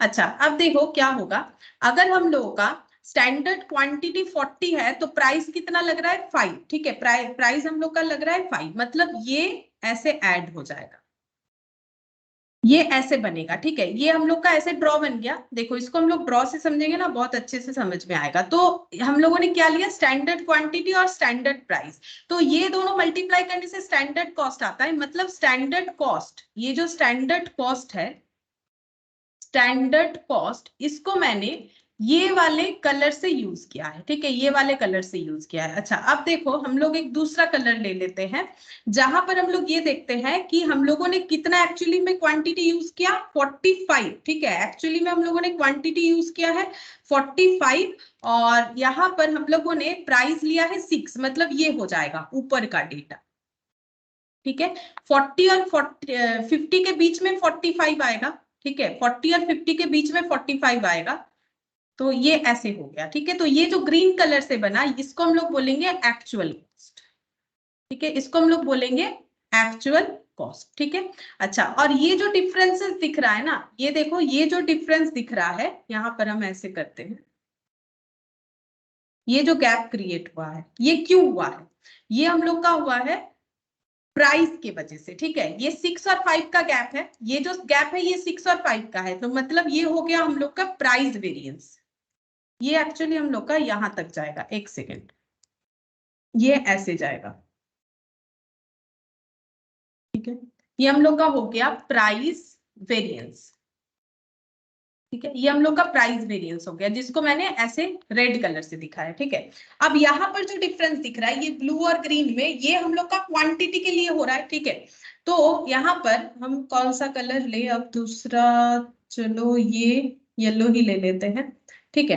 तो यहाँ पर अब और कौन सा वेरिएंस रहा, एक्चुअल हम लोग लिखेंगे कॉस्ट वेरिएंस, सॉरी कॉस्ट बोल रहे हैं हम लोग का यूसेज वेरिएंस, ठीक है, यूसेज वेरिएंस। अब यूसेज में ही तो यही प्रॉब्लम होता है ना, यूसेज बोलो या लेबर के केस में एफिशिएंसी बोलो, हम लोग क्या कर रहे हैं कि हम लोगों ने कितना सोचा था यूज करेंगे और कितना यूज कर रहे हैं, यानी स्टैंडर्ड क्वांटिटी और एक्चुअल क्वांटिटी का डिफरेंस देख रहे हैं और उसको मल्टीप्लाई कर रहे हैं स्टैंडर्ड रेट से। तो ये हमें थोड़ा थोड़ा लगता है क्यों ऐसा, क्यों एक्चुअल रेट से नहीं कर रहे। अगर हम लोग देखो अभी हमें डिफरेंस जो निकालना है उसमें अगर हम लोग ड्रॉ ऐसे करेंगे, ये देखो ये डिफरेंस का पार्ट है, ये ड्रॉ अगर ऐसे करते हैं तो सोच के देखो ये वाला जगह मल्टीपल टाइम यूज हो गया, ये जो कॉर्नर है ना ये मल्टीपल टाइम यूज हो जा रहा है, ठीक है, ये मल्टीपल टाइम यूज हो जा रहा है। तो मल्टीपल टाइम यूज नहीं करना है, तो हम लोग को क्या करना है, ये जो डिफरेंस है इसको जस्ट यहां तक ही दिखाने का मौका मिलेगा, ठीक है। तो ये यहां तक अगर हम लोग दिखा रहे हैं, ये देखो तो हम लोग के पास 6 और 5 का गैप नहीं आ रहा है, सोच के देखो, जब हम लोग यहाँ का यूसेज वेरिएंस मतलब इतना सा अमाउंट ले रहे हैं, इतना सा जगह जो खाली है वो ले रहे हैं, मतलब 6 और 5 का डिफरेंस तो हम लोग नहीं ले रहे हैं क्योंकि ऑलरेडी आ चुका है, क्योंकि ऑलरेडी आ चुका है प्राइस वेरिएंस में। इसीलिए यूसेज में हम लोग क्वांटिटी का लेंगे और ये 5 तक ही जाएगा, ये 5 तक ही जाएगा यानी स्टैंडर्ड प्राइस। इसीलिए जब भी यूसेज कैलकुलेट होता है हमें स्टैंडर्ड प्राइस ही लेना पड़ता है। ये तो हम लोग जो है मतलब प्रैक्टिकली ड्रॉ करके समझ सकते हैं। बाकी मैंने तुम लोग को हर जगह पे बोला है क्योंकि ऑलरेडी इम्पैक्ट हमारा रेट में, लेबर के केस में या प्राइस में, मटेरियल के केस में आ चुका होता है। ये देखो आ चुका होता है, तो हम लोग इसे स्टैंडर्ड प्राइस से ही मल्टीप्लाई करेंगे। और इसका एकदम प्रैक्टिकल रीजन अगर बोले तो क्योंकि मार्केट में एक्चुअल प्राइस वैरी करते जाएगा। स्टैंडर्ड तो हम लोग कब चेंज करते हैं, जब वेरिएंसेस दिखेगा तो हम लोग अपने स्टैंडर्ड को फर्दर चेंज करेंगे कि हाँ भाई हम लोगों ने स्टैंडर्ड गलत लिया था। लेकिन नॉर्मली स्टैंडर्ड हमारा चेंज नहीं होता है, लेकिन एक्चुअल प्राइस मार्केट में रोजाना ही फ्लक्चुएट हो सकता है, या 1 वीक के गैप में, या कैसे भी। इसीलिए अगर हमें यूसेज का डिफरेंस निकालना है तो उसमें प्राइस का इंपैक्ट हमें एक्चुअल बेसिस पे नहीं देना होता है, ठीक है। तो मैंने तीनों तरीके से ही बोल दिया। अब यूसेज और उसके लिए और भी जो दो वेरिएंसेस आता है, material mix as well as material जो है यील्ड वेरिएंस, वो दोनों ही क्योंकि यूसेज का पार्ट है तो वहां पर भी स्टैंडर्ड प्राइस का ही यूज किया जाता है। सेम केस हम लोग का एफिशिएंसी वाले केस में भी होगा, क्योंकि एफिशिएंसी में हमें स्टैंडर्ड प्राइस लेना है, तो ये एफिशिएंसी का तो और कुछ है नहीं, चलो ये दोनों है। तो एफिशिएंसी के केस में हमें क्या लेना पड़ेगा, स्टैंडर्ड प्राइस ही लेना पड़ेगा, कुछ और हम लोग नहीं ले सकते। उसका रीजन मैंने यहाँ पर इस तरीके से भी बता दिया, ठीक है। तो हम लोगों ने ये दो वेरिएंसेस तो देख ही लिया, यानी एक क्वेश्चन तो हम लोगों ने किया लेबर रिलेटेड, ठीक है। अच्छा, अब यहाँ पर है क्वेश्चन नंबर 6। इसको तुम लोग जो है खुद से एक बार ट्राई करके देख सकते हो, थोड़ा सा अलग है। इसको बताने के लिए हमें बाकी वेरिएंसेस को भी करना पड़ेगा। तो हम एक काम करते हैं, यहाँ पर इलास्ट्रेशन 6 जो है उसको हम तुम लोग को होमवर्क देते हैं करके देखने के लिए, सिर्फ इसी को देते हैं। होगा कि नहीं होगा वो तो डिपेंड करता है, देखना पड़ेगा। मुझे नहीं लगता है सारा होगा, लेकिन हाँ बोला है रेलिवेंट वेरिएंसेस, ठीक है। तो तुम लोग क्या करोगे, क्योंकि मैंने सारा नहीं सिखाया तो तुम लोग एटलीस्ट ये दोनों निकाल ही लोगे, ठीक है। ये दोनों निकाल के देखना है तुम लोग को इस क्वेश्चन में, ठीक है। और इसमें भी हमें क्या करना है, अगर हमें स्टैंडर्ड बेसिस पे डेटा गिवन नहीं है तो हमें स्टैंडर्ड मतलब एक्चुअल बेसिस पे हमारा स्टैंडर्ड नहीं बना हुआ है तो हमें स्टैंडर्ड फॉर एक्चुअल निकालना पड़ेगा, ठीक है। जैसा मटेरियल होता है सेम वैसा ही लेबर का कंसेप्ट है, बस नाम अलग अलग है, ठीक है। नाम अलग अलग है क्योंकि लेबर एक ह्यूमन बीइंग है, तो उसके अकॉर्डिंग हमारा वेरिएंसेस यानी जो वेरी हो रहा है वो देखने को मिलेगा। तो ये इलास्ट्रेशन 6 तुम लोग एक जो है इसका होमवर्क रख लो ये करने के लिए, ठीक है। तो हम लोग एक काम करेंगे नेक्स्ट क्लास में, बाकी वेरिएंसेस पढ़ने के बाद मतलब लेबर रिलेटेड बाकी जो वेरिएंसेस है ये कंप्लीट करने के बाद लेबर का क्वेश्चन करेंगे, ठीक है। तब तक तुम लोग मटेरियल के बाकी क्वेश्चन को रेडी करो, ठीक है। फिर आज इतना ही करते हैं।